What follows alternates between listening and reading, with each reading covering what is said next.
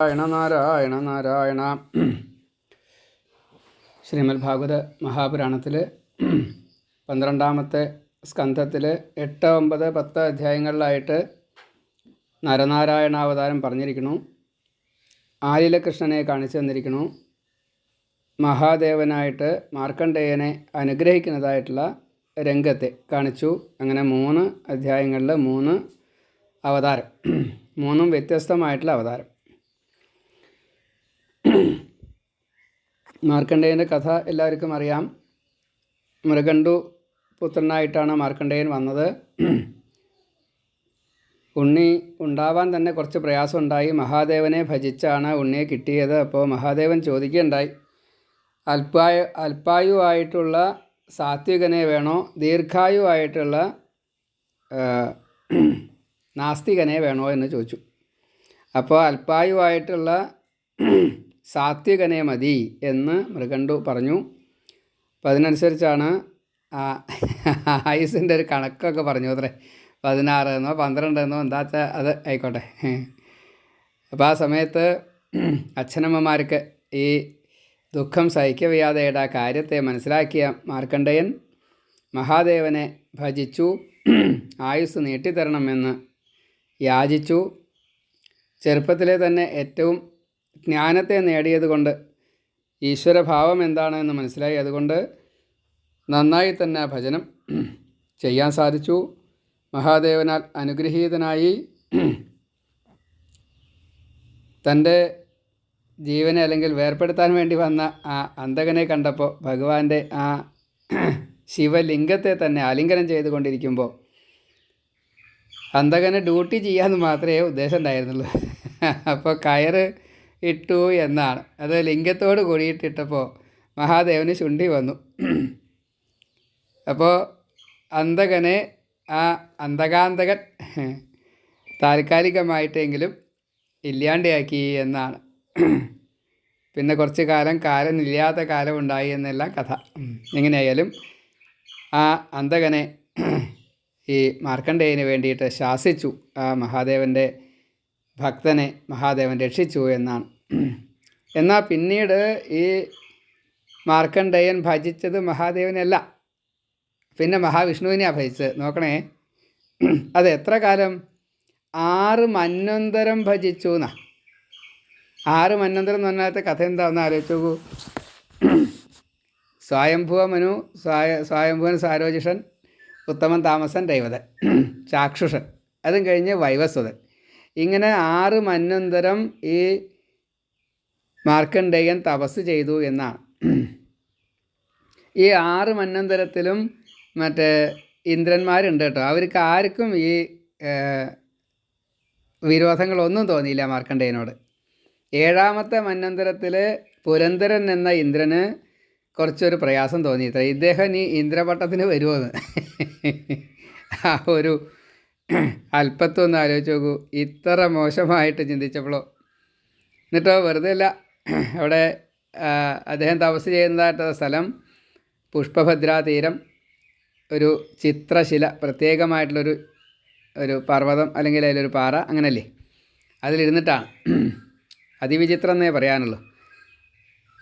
ശാന്തനായിക്കൊണ്ട് മുനിയായിക്കൊണ്ട് ഒരു തരത്തിലും ഒരു കളങ്കമില്ലാതെ കണ്ട് ഒരു കാമമില്ലാതെ കണ്ട് നിഷ്കാമനായിട്ടാണ് തപസ്സേ. ദേവവ്യത്യാസം കൂടിയില്ല. അതിന് കൂടുതൽ പറയാനുള്ളത്. അങ്ങനെയുള്ള ആ അതിസാത്വികനായിട്ടുള്ള ഈ മഹർഷിയുടെ ഇപ്പോൾ തപസ് എന്ന് പറഞ്ഞാൽ ഇത്രയും ദീർഘ തപസ് തോന്നുമല്ലോ. ആ തപസ്സൊന്നും ഇപ്പോൾ ഈ ഇന്ദ്രനില്ല. പക്ഷേ അവിടെ പരീക്ഷിക്കാൻ വേണ്ടിയിട്ടോ അല്ലെങ്കിൽ തപസ് മുടക്കാൻ വേണ്ടിയിട്ടോ ശ്രമിക്കുന്നു. അപ്പോൾ ഇന്ദ്രൻ അതിൻ്റേതായിട്ട് ചില എന്താ പറയുക, കോലാഹലങ്ങളൊക്കെ ഉണ്ട്. അതായത് മറ്റേ ഈ വസന്തം എന്നുള്ള ഋതു ഉണ്ട്, അപ്സരസ്സുകളുണ്ട്, ഗന്ധർവന്മാരുണ്ട്, പാട്ടുണ്ട്, ഡാൻസ് ഉണ്ട്, വാദ്യഘോഷാദികളുണ്ട്.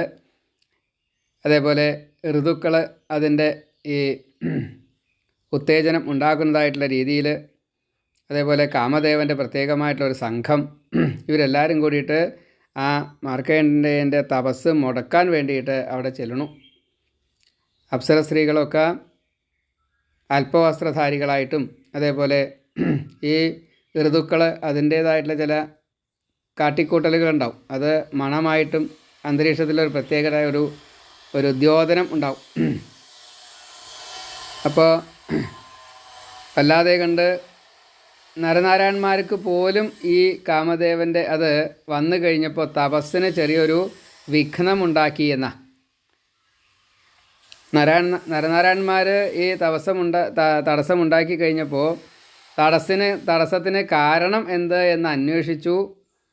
അപ്പോൾ കാര്യം മനസ്സിലായി. അപ്പോൾ അതിന് പരിഹാരമായിട്ട് ഇനി ഞങ്ങളെ തടയണ്ട കേട്ടോ ഇന്ദ്ര എന്ന നിലയ്ക്കാണ് ആ ഉർവശിയെ ഉണ്ടാക്കി കൊടുത്തിട്ട് ഇതിൻ്റെ പോരായ്മ കൊണ്ട് ഇനി അങ്ങ് പരിഭ്രമിക്കണ്ട എന്ന് പറഞ്ഞ് കൊടുത്തത്. ഇവിടെ അതും കൂടിയില്ല. ഈശ്വരനായി മാറിയിരിക്കണോ ശരിക്കും പറഞ്ഞാൽ മാർക്കണ്ടേനെ, അതാണ്. അപ്പോൾ ഇവിടെ അങ്ങനെ ഒരു വിഷയമില്ല. അവിടെ എന്താ വെച്ചാൽ നടന്നോട്ടെ, പാട്ടായാലും കൂത്തായാലും എന്ത് നടന്നാലും തന്നെ ബാധിക്കില്ല. അത്ര ഗംഭീരമായിട്ടുള്ള തപസ്സാ, ധ്യാനമാണ്. കണ്ണ് തുറന്നിരുന്നാലും പുറമേ ഒന്നും കാണില്ല. കണ്ണും ചെവിയും എല്ലാ ഇന്ദ്രിയങ്ങളും പുറമേക്കായാലും ഒന്നും കാണൂല്ല, ഒന്നും കേൾക്കൂല, ഒന്നും അറിയൂല, എത്ര വലിയ കോലാഹലായാലും. അപ്പോൾ ആ സമയത്ത് ഈ കാമദേവൻ മാരൻ അല്ലെങ്കിൽ പരമ്പര നിലനിൽക്കാൻ വേണ്ടിയിട്ടുള്ള ഒരു പ്രചോദനം ഉണ്ടാക്കുക എന്നത് കാമദേവൻ്റെ ഭഗവാൻ വിഷ്ണുവിൻ്റെ ഒരു അവതാരമാണ്. കാമദേവനെ ഒരു അംശാവതാരമാണ്. ആ അംശാവതാരം അതിൻ്റെ ലീലകൾ മുഴുവൻ കാണിക്കും. ഏറ്റവും കൂടുതൽ സൗന്ദര്യം ഉണ്ടാവുക ആ സമയത്താണ്. ഏത് സമയത്ത്? ഈ ഒരു സംയോഗമുള്ള സമയത്ത്. അപ്പോൾ ആ സമയത്ത് ഈ കാമദേവൻ്റെ പ്രവേശനം ഉണ്ടായതുകൊണ്ടാണ് ആ സൗന്ദര്യം അവിടെ ഉണ്ടാവുന്നത്. എത്ര വിരൂപനാണെങ്കിലും എത്ര വിരൂപയാണെങ്കിലും ആ സമയത്ത് അങ്ങോട്ടും ഇങ്ങോട്ടും ഈ സുന്ദരത തോന്നും എന്നാണ്. ഈ കരിമ്പിൻ്റെ വില്ലിൽ മറ്റേ 5 പൂശരങ്ങൾ ചേർത്തിട്ടുള്ള ഒരു ശരമാണ്, മറ്റേ പൂക്കളാണ് ശരങ്ങൾ. അരവിന്ദം അശോകം ച ചൂതം ച സമമല്ലിക നീലോൽപലം ച പഞ്ചൈതേ പഞ്ചബാണസ്യ ബാണ. താമര, അരവിന്ദം താമരയാണ്. അശോകം അത് ഒരു മരത്തിലുണ്ടാകുന്ന പൂവാണ്. ചൂതം മാവിൻ്റെ പൂവാണ്. പിന്നെ മല്ലികപ്പൂവ്, മുല്ലപ്പൂവ് എന്താ വെച്ചാൽ അത്. അതുപോലെ നീലോൽപലം, അതും നീലത്താമരയാണ്. ഇങ്ങനെ 5 തരത്തിൽപ്പെട്ടതായിട്ടുള്ള പൂക്കൾ ചേർത്തതായിട്ടുള്ള ഈ ശരം അത് മാദക ഭാവത്തെ ഉണ്ടാക്കും. ഈ ബാക്കിയുള്ളതെല്ലാം കാമത്തിന് കണ്ണ് കണ്ടുകൊള്ളല്ലോ, ബാക്കിയുള്ള എല്ലാ ഇന്ദ്രിയങ്ങളും ഇതിന് അടിപ്പെടുമെന്നാണ് പറയുക. അത് പ്രയോഗിച്ചു. അപ്പോൾ ശരീരത്തിനുണ്ടാകുന്നതായിട്ടുള്ള ഭാവങ്ങളാണ് ശോഷണം, താപനം, സന്ദീപനം, ഉന്മാദനം. ശോഷണം, മോഹനം, സന്ദീപനം, താപനം, ഉന്മാദനം എന്ന ഈ 5 ഭാവങ്ങൾ അത് ശരീരത്തിൻ്റെ ഒരു വിജൃംഭണമാണ്. അതുണ്ടായിക്കഴിഞ്ഞാൽ മാത്രമേ ഈ സന്താനം എന്നുള്ളത് പുറത്തേക്ക് വരുള്ളൂ. അപ്പോൾ അതിനുള്ള ഒരു തോന്നലുണ്ടാക്കലാണ് ഈ 5 ശരങ്ങളിലൂടെ കൊടുക്കുക. 5 പൂവിൻ്റെ ഗന്ധത്തോട് കൂടിയിട്ട് കൊടുക്കുക. ബാക്കിയുള്ളതൊക്കെ അതിൽ പെടും കേട്ടോ. എന്തൊക്കെയാണല്ലോ ചോദിച്ചാൽ നിശ്ചയില്ല. ഏതായാലും എല്ലാം കൂടിയിട്ട് അങ്ങനെ കൊടുക്കും. ഇങ്ങനെയൊക്കെ പ്രയോഗിച്ചു വെച്ചാലും അത് അന്തരീക്ഷത്തിൽ ഇതൊക്കെ ഉണ്ടാക്കി വെച്ചാലും ഈ തപസ്വിയായിട്ടുള്ള മാർക്കണ്ഡേയനെ അതൊന്നും ബാധിച്ചില്ല. നമ്മൾ ചെയ്യുന്ന എല്ലാ പ്രവൃത്തികളും മനഃശുദ്ധിക്ക് വേണ്ടിയിട്ടാണ് ചെയ്യേണ്ടത്. ഇവിടെ ഒരു ശുദ്ധി ഇല്ലാതെയായിട്ടാണ് ഇന്ദ്രനും ഈ ദേവകളും ചെയ്തത്. എന്താ? ആ തപസ് ചെയ്യാതിരിക്കുക, അതിനെ വിഘ്നം വരുത്താൻ വേണ്ടിയിട്ടുള്ള ചീത്ത ബുദ്ധിയാണ്. ആ ചീത്ത ബുദ്ധിക്ക് ഇങ്ങനത്തെ ഈശ്വരൻ്റെ ആനുകൂല്യം ഉണ്ടാവില്ലല്ലോ. അപ്പോൾ ഈശ്വരൻ്റെ ആനുകൂല്യം ഇല്ലാത്തത് കൊണ്ട് അത് ഫലിച്ചില്ല എന്നാ. എന്ത് പ്രവൃത്തിയായാലും ശരി, ഈശ്വര ആനുകൂല്യം ഇല്ലെങ്കിൽ ആ പ്രവൃത്തി ഫലവത്താവില്ല, ആരാലും അംഗീകരിക്കപ്പെടില്ല. കലികാലത്തിൽ പോലും ഈശ്വര അധീനമുണ്ടെങ്കിൽ അത് ഈ പ്രവൃത്തികളെ എല്ലാവരും ലോകം അറിയിക്കും, അല്ലെങ്കിൽ ലോകം അറിയും എല്ലാ അർത്ഥത്തിലും. ഈശ്വരാനുകൂലം ഇല്ലെങ്കിലോ എത്ര നല്ല പ്രവൃത്തിയായാലും അത് ലോകം അറിയില്ല. നല്ല പ്രവൃത്തിയാണ്, ഏറ്റവും നല്ല പ്രവൃത്തിയാണ് ചെയ്തെടുക്കുന്നത്. ഒരു പക്ഷേ ആ കാലത്ത് ഇത് അനുഭവിക്കാനുള്ള യോഗം ഉണ്ടാവില്ല. അവിടെ ഈശ്വരാനുകൂല്യം, അവിടെ ആ അനുകൂലമായിട്ടുള്ള കാലമല്ല. ഇനി ആ കാലം വരും. നല്ല പ്രവൃത്തി ചെയ്തതിന് ഫലമുണ്ട്, സംശയമില്ല. അപ്പോൾ ആ നല്ല പ്രവൃത്തിയുടെ ഫലം താൽക്കാലികമായിട്ട് പ്രവൃത്തി കഴിഞ്ഞു വെച്ചാലും ഫലം കാണില്ല, ഈശ്വരാധീനം ഇല്ലാത്തതുകൊണ്ട്. ഇനി അതിൻ്റെ കാലം നന്നായിട്ട് വരുമ്പോൾ, ഇപ്പോൾ പല ക്ഷേത്രങ്ങളും അങ്ങനെയാണ്. നമ്മുടെ ഭൂമിയിൽ എത്രയോ ക്ഷേത്രങ്ങൾ ഇതേപോലെ മഹാകേമം ദ്വാരക തന്നെ എന്തുണ്ടായത്, അത് കടലിൽ പോയി. മധുര എങ്ങനെയുണ്ടായത്, അതിൻ്റെ ഒരു കാലം വന്നു കഴിഞ്ഞപ്പോൾ നല്ലോണം ഉണ്ടായി, നല്ലോണം. ഇപ്പോൾ ഒരു ലേശം വ്യത്യാസമാണ്. ഇപ്പോൾ ഗുരുവായൂരാണ് ശരിക്കും പറഞ്ഞാൽ ഭൂലോക വൈകുണ്ഠമായിട്ട് നിൽക്കണതേ. നമുക്കറിയാം, മറ്റേ ഈ തൃച്ചംബരത്തായിരുന്നു ഗുരുവായൂരേക്കാൾ കൂടുതൽ കേമമായിട്ട് നിന്നായിരുന്നു എല്ലാവർക്കും അറിയാം. ആ തൃച്ചംബരപ്പൊന്ന് ക്ഷീണത്തിലാണ് നിൽക്കുന്നത്. എന്താ കാരണം, ഈ കാലം അനുകൂലമല്ലാത്തതുകൊണ്ടാണ്.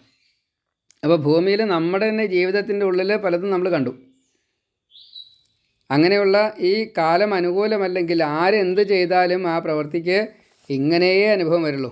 എന്തുണ്ടായത്, ഇത് മാർക്കണ്ഡേയനെ ബാധിച്ചില്ല, വെള്ളത്തിൽ വരച്ച വര പോലെ. അതിന് കാരണം എന്താ, ഈ ബ്രഹ്മ തേജസ് അവിടെ ആ മഹർഷിക്ക് അനുകൂലമായിട്ടാണ് നിന്നത്. ഇവരൊക്കെ മടങ്ങിപ്പോയി, ഒന്നും കൂട്ടിയാൽ പറ്റില്ല എന്ന് മനസ്സിലായി. ഭഗവാനെയാണ് തപസ് ചെയ്തത്, മഹാദേവനാണ് ആയുസ് കൊടുത്തത്. അപ്പോൾ ആ പറഞ്ഞോളൂ, ആരാ? ഹരിയോ. ഗുരുവായൂരപ്പ. ആയിക്കോട്ടെ, ഓഫായിക്കോളൂ. ശ്രീ ഗുരുവായൂരപ്പ. നിദ്രാഭംഗ കഥാച്ഛേദോ ദമ്പത്യോർ പ്രീതിഭേദനം ശിശു മാതൃവിഭേദശ്ച ബ്രഹ്മഹത്യാ സമം സ്മൃതം. അപ്പോൾ നമ്മൾ പ്രഭാഷണത്തിൻ്റെ ഇടയ്ക്ക് വന്നു എന്നറിയിക്കേണ്ട, നമസ്കരിക്കേണ്ട, മൈക്ക് ഓണാക്കണ്ട. അത് ബ്രഹ്മഹത്യാ പാപ. ഞാനായതുകൊണ്ട് കുഴപ്പമില്ല, കാരണം എനിക്ക് അതിനുള്ള അത്രയ്ക്കുള്ളില്ല. അപ്പോൾ അതുകൊണ്ട് അത് സാരില്ലെങ്കിലും മറ്റൊരു വേദിയിൽ ചെല്ലുമ്പോൾ, ഒരു ആചാര്യൻ പ്രഭാഷണം ചെയ്യുന്ന സമയത്ത്, മൂലം ഭാഗവതം വായിക്കുന്ന സമയത്ത്, പൂജ ചെയ്യുന്ന സമയത്ത്, പ്രാണാഹുതി തൊട്ടുള്ള കാര്യങ്ങൾ, പ്രത്യേകിച്ച് ഇപ്പോൾ നമ്മൾ മണ്ഡപത്തിലല്ലാതെ, ചിലപ്പോൾ മണ്ഡപത്തിൽ അല്ലെങ്കിൽ ശ്രീലാത്തല്ല, മണ്ഡപത്തിൽ അതേപോലെ വല്യമ്പലത്തിലൊക്കെ പൂജ ചെയ്യും. അപ്പോൾ അവിടേക്കുള്ള ഈ കർമ്മം നടക്കുന്ന സമയത്ത് അവിടെ ചെന്ന് എത്ര കേമനായാലും, അതായത് ഇപ്പോൾ ആ കമ്മിറ്റിയുടെ പ്രസിഡൻ്റാണ് തന്നെ കൂട്ടുക, എന്നാലും ശരി, ആ പൂജാരിയോട് ഞാൻ എന്താ വന്നിട്ടുണ്ട് കേട്ടോ എന്ന് പറയരുത്. കാരണം അവിടെ ആ ലീനമായിട്ടുള്ള ഭാവത്തിലിരിക്കുമ്പോൾ ആ ഭാവത്തിന് ഈ ഒരു ബ്രേക്ക് വരുമ്പോൾ അത് ബ്രഹ്മഹത്യാ പാപം എന്ന ഹേളനമാണ്. ആ ഹേളനം കൊണ്ടാണ് ദേവഹേളനം വന്നു, ഗുരുഹേളനം വന്നു. അപ്പോൾ ഈ രണ്ട് ഹേളനങ്ങളും ഈ ഭക്തൻ എന്തേ ഉദ്ദേശിച്ചിട്ടുള്ളൂ, അവിടെ തൻ്റെ സാന്നിധ്യം അദ്ദേഹത്തിന് ആവശ്യമുണ്ടാവും. അപ്പോൾ അത് വന്നു എന്ന് അറിയിക്കലേ ഉണ്ടായിട്ടുള്ളൂ. സംഗതി ശരിയാണ്, പക്ഷേ അത് ഇങ്ങനെ ഒരു വിപരീത ഫലമുണ്ട് അതിന്. അപ്പം അതുകൊണ്ട് ഇതുപോലത്തുള്ള സന്ദർഭങ്ങളിൽ നമ്മളത് പാഠമാക്കണം. അതിൻ്റെ പാപം കുറച്ച് അധികമുണ്ട്. അപ്പോൾ അതുകൊണ്ട് അങ്ങനെ ചെയ്യരുത്. ഇപ്പോൾ എന്തൊക്കെയാണ് പറഞ്ഞത്, നിദ്രാഭംഗ കഥാച്ഛേദോ. നിദ്രാഭംഗം എന്നുള്ളത് ഉറങ്ങുന്ന ഒരാളെ ഉണർത്തുക എന്നത്, അത് പാടില്ല. ഉറങ്ങുന്ന ആളെ ഉണർത്തി കഴിഞ്ഞാൽ എന്താ ഉണ്ടാവുക വെച്ചാൽ, ഈ ഉറക്കത്തിന് ഒരു ഗതിയുണ്ട്, ഒരു ആവേഗമുണ്ട്. അതിന് വിഘ്നം വന്നു കഴിഞ്ഞാൽ അത് മനസ്സിനെയും ശരീരത്തിനെയും ഒരേപോലെ ബാധിച്ചിട്ട് ഒരു പക്ഷേ ഭ്രാന്തിലേക്കൊക്കെ എത്തുന്നേ. ആ ഒരു ജീവിതം തന്നെ ചിലപ്പോൾ അത്യപകടമായിട്ട് മാറാൻ സാധ്യതയുണ്ട്. എല്ലാവർക്കും അങ്ങനെ സംഭവിച്ചിട്ടല്ല, പക്ഷേ അങ്ങനെ ഒരു നിയമം അതിൻ്റെ ഉള്ളിലുണ്ട്. അത് ഭൗതികതയാണ്, ഈ ശരീരവുമായിട്ട് ബന്ധപ്പെട്ടതാണ്. അപ്പോൾ ഇയാൾക്ക് അങ്ങനെ ഒരു വിധി ഉണ്ടെന്ന് വെച്ചാൽ അത് സംഭവിക്കില്ല എന്ന് പറയല്ല. എങ്കിലും ഇങ്ങനെ ഒന്നും ഉണ്ടായതുകൊണ്ട് ഇപ്പോൾ കുട്ടികളെ നമ്മൾ സാധാരണഗതിയിൽ സ്കൂളിൽ പോകാൻ വേണ്ടിയിട്ട് നേരത്തെ നീക്ക് എന്ന് പറഞ്ഞിട്ട് തല്ലാറുണ്ടല്ലോ. ഞാനൊരു തല്ല എടുത്ത് വെച്ചു, പിന്നെ ആ ചെക്കൻ അങ്ങനെ ഉറങ്ങിയിട്ടില്ല. പറയുമ്പോൾ ഒക്കെ കേമാണ്. ആ ചെക്കന് എന്ത് സംഭവിച്ചില്ല, ഈ ബുദ്ധിഭ്രമം സംഭവിച്ചില്ല, അതുകൊണ്ട് രക്ഷപ്പെട്ടു. അത് ബുദ്ധിഭ്രമം സംഭവിച്ചു വെച്ചാലോ, ഡീപ്പ് സ്ലീപ്പ് ആയിരുന്നു. അതിൻ്റെ പെട്ടെന്നുള്ള ഈ ഉണർവിൽ ആ ബുദ്ധി ഒന്നാട് മന്ദീഭവിച്ചു, അല്ലെങ്കിൽ വേണ്ടവർക്ക് അതിൻ്റെ ഒരു കോൺസെൻട്രേഷൻ കിട്ടിയില്ല, ഒരു കണക്ഷൻ കിട്ടിയില്ല, ഭൗതികതയ്ക്ക് നിൽക്കുക, അങ്ങനെ കൂട്ടുക, ഭ്രാന്തായിട്ട് മാറും. അപ്പോൾ ഈ ചെറിയ കളിയൊന്നും ആവില്ല, അബദ്ധമായി. നിങ്ങൾക്ക് അറിയുണ്ടാവും, ഒരാൾ രതി ചെയ്യുന്ന സമയമായിരുന്നു. അപ്പോൾ അച്ഛൻ കണ്ടുവന്നു അത് ചെയ്യാൻ പാടില്ലാത്ത അയാളെ ശിക്ഷിച്ചു. ആ ശിക്ഷിച്ചതോട് കൂടിയിട്ട് അയാൾക്ക് വിവാഹം നടത്തിയിട്ട് കാര്യം ഉണ്ടായില്ല. അതിസുന്ദരിയായിട്ടുള്ള ഭാര്യ, അയാളുടെ ജീവിതം നഷ്ടമായി. ആ സ്ത്രീയുടെയും ജീവിതം നഷ്ടമായി. ജീവിതാവസാനം വരെ, അതോ ദീർഘായുസ്സും, രണ്ടുപേരും കഷ്ടത്തിലായി. വിഷയം ഇതാ. ഇത് ആ സ്ത്രീ കണ്ടുപിടിക്കുകയാണ്. അച്ഛൻ മരിച്ചു പോവുകയും ചെയ്തു. എങ്ങനെ വന്നു എന്നുള്ളത് കൗൺസിലിംഗ് വഴിയാണ്, ഒരു സൈക്കോളജിസ്റ്റിൻ്റെ സഹായത്തോട് കൂടിയിട്ടാണ് കണ്ടുപിടിച്ചത്. അപ്പോൾ ഭർത്താവിൽ നിന്ന് ഇത് പുറത്തേക്ക് വന്നു. അപ്പോൾ നമ്മൾ നിദ്രാഭംഗം, അതേപോലെ കഥാച്ഛേദം, ദമ്പത്യോർ പ്രീതിഭേദനം സംഭവിച്ചു കഴിഞ്ഞാൽ ഇതേപോലെ ഭ്രാന്താവസ്ഥയിലേക്കാണ് വരിക. അപ്പോൾ അതും ഒരു കാരണവശാലും ചെയ്യാൻ പാടില്ല. അതേപോലെ തന്നെ നമ്മളെല്ലാവരും അമ്മയുടെ സ്തന്യം കുടിച്ചവരോ അമ്മമാരായിട്ടുള്ള നിങ്ങൾ കുട്ടികൾക്ക് സ്തന്യം കൊടുത്തവരോ ആണ്. അവിടെ കുട്ടിയുടെ കണ്ണിലേക്ക് നോക്കിയിട്ട് വേണം അത്രേ സ്തന്യം കൊടുക്കാൻ. അപ്പോൾ ആ സമയത്ത് ബാക്കിയുള്ളവർ വന്നിട്ട് എന്തെല്ലാം കാര്യങ്ങളാണ് പറഞ്ഞുകൊണ്ടിരിക്കുക, അതിന് ഉത്തരം പറയുന്ന അമ്മയും. ഈ ഉണ്ണിയിൽ ഈ പുറമേന്ന് വന്നിട്ടുള്ള ഒരാൾ ഈ അമ്മയോട് ചീത്ത കാര്യങ്ങളെക്കുറിച്ചാണ് സംവദിക്കുന്നതെങ്കിൽ, ഇവിടെ ഈ ഉണ്ണി അത്രയ്ക്കൊന്നും ആയിട്ടില്ല കേട്ടോ. 2 മാസമോ അല്ലെങ്കിൽ 3 മാസമോ 6 മാസത്തിൻ്റെ താഴെയോ. പക്ഷേ ആ സമയത്തുണ്ടാകുന്ന ഈ ഒന്നും അറിയില്ല, പക്ഷേ കേൾക്കുന്നത് അവിടെ കയറി. ഈ ജീവൻ കുറേ കാലമായി സംസാരിക്കാൻ തുടങ്ങിയിട്ടേ ഇപ്പോൾ പ്രായമായിട്ടില്ല എന്നേ ഉള്ളൂ. അത് ഉള്ളിൽ കയറും. അത് ഉള്ളിൽ കയറി കഴിഞ്ഞാൽ ഈ അമ്മയും കുഞ്ഞും തമ്മിലുള്ള ഈ അടുപ്പമുണ്ടല്ലോ, അറ്റാച്ച്മെൻറ്റ്, അത് നഷ്ടപ്പെടും. മാത്രമല്ല പ്രപഞ്ചത്തിലുള്ള ബന്ധം അത് വിപരീതത്തിലാണ് വരിക. അത് മനസ്സിനെ ബാധിക്കും. ഒരു പക്ഷേ ഈ ഒരൊറ്റ കാരണം മതി ആ ഉണ്ണിയുടെ ഭാവിയിലുള്ള പ്രവർത്തനം മുഴുവൻ നെഗറ്റീവായിട്ട് മാറും, ഭീകരണം എന്താച്ചായിട്ട് മാറും. അതേപോലെ ഈ ഉണ്ണി അപ്പോൾ കഴിക്കുന്നത് എന്താ, ആദ്യമായിട്ട് എന്നുള്ള രീതിയിലാണ്. ജനിച്ച് അന്നപ്രാശനം കഴിയേണ്ട മുന്നേ ആകുമ്പോൾ ഈ സ്തന്യം മാത്രമേ ഉള്ളൂ. അത് കഴിക്കുന്നതിലാണ് ഈ വിഘ്നം വന്നത്. ദാമോദരലീല പറഞ്ഞത് അതിന് വേണ്ടിയിട്ടാണ്. അമ്മ യശോദ ഒഴുകിക്കൊണ്ടിരിക്കുന്ന പാലാണ് കൊടുത്തതേ. ഒഴുകൽ നിന്നേർന്നില്ല, അതിൻ്റെ മുന്നേ നാഴി പാലകത്ത്. അവരപ്പം അപ്പം എന്താ വേണ്ടത്? പോയിക്കോളൂ, ഞാൻ ക്ലാസ്സിലാണ്, പോയിക്കോളൂ. അപ്പം ഇങ്ങനെ ഈ സ്തന്യം കൊടുക്കുന്ന ആ സമയത്ത് ഇപ്രകാരത്തിൽ എന്തേ പറഞ്ഞു വന്നത് പെട്ടെന്ന് മറന്നുപോയി. ഈ ഗുരുവായൂരപ്പ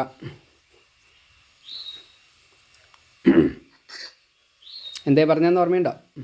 മറവി രോഗം ഉണ്ടാവുകൊണ്ടാണ്. ദാമോദരൻ.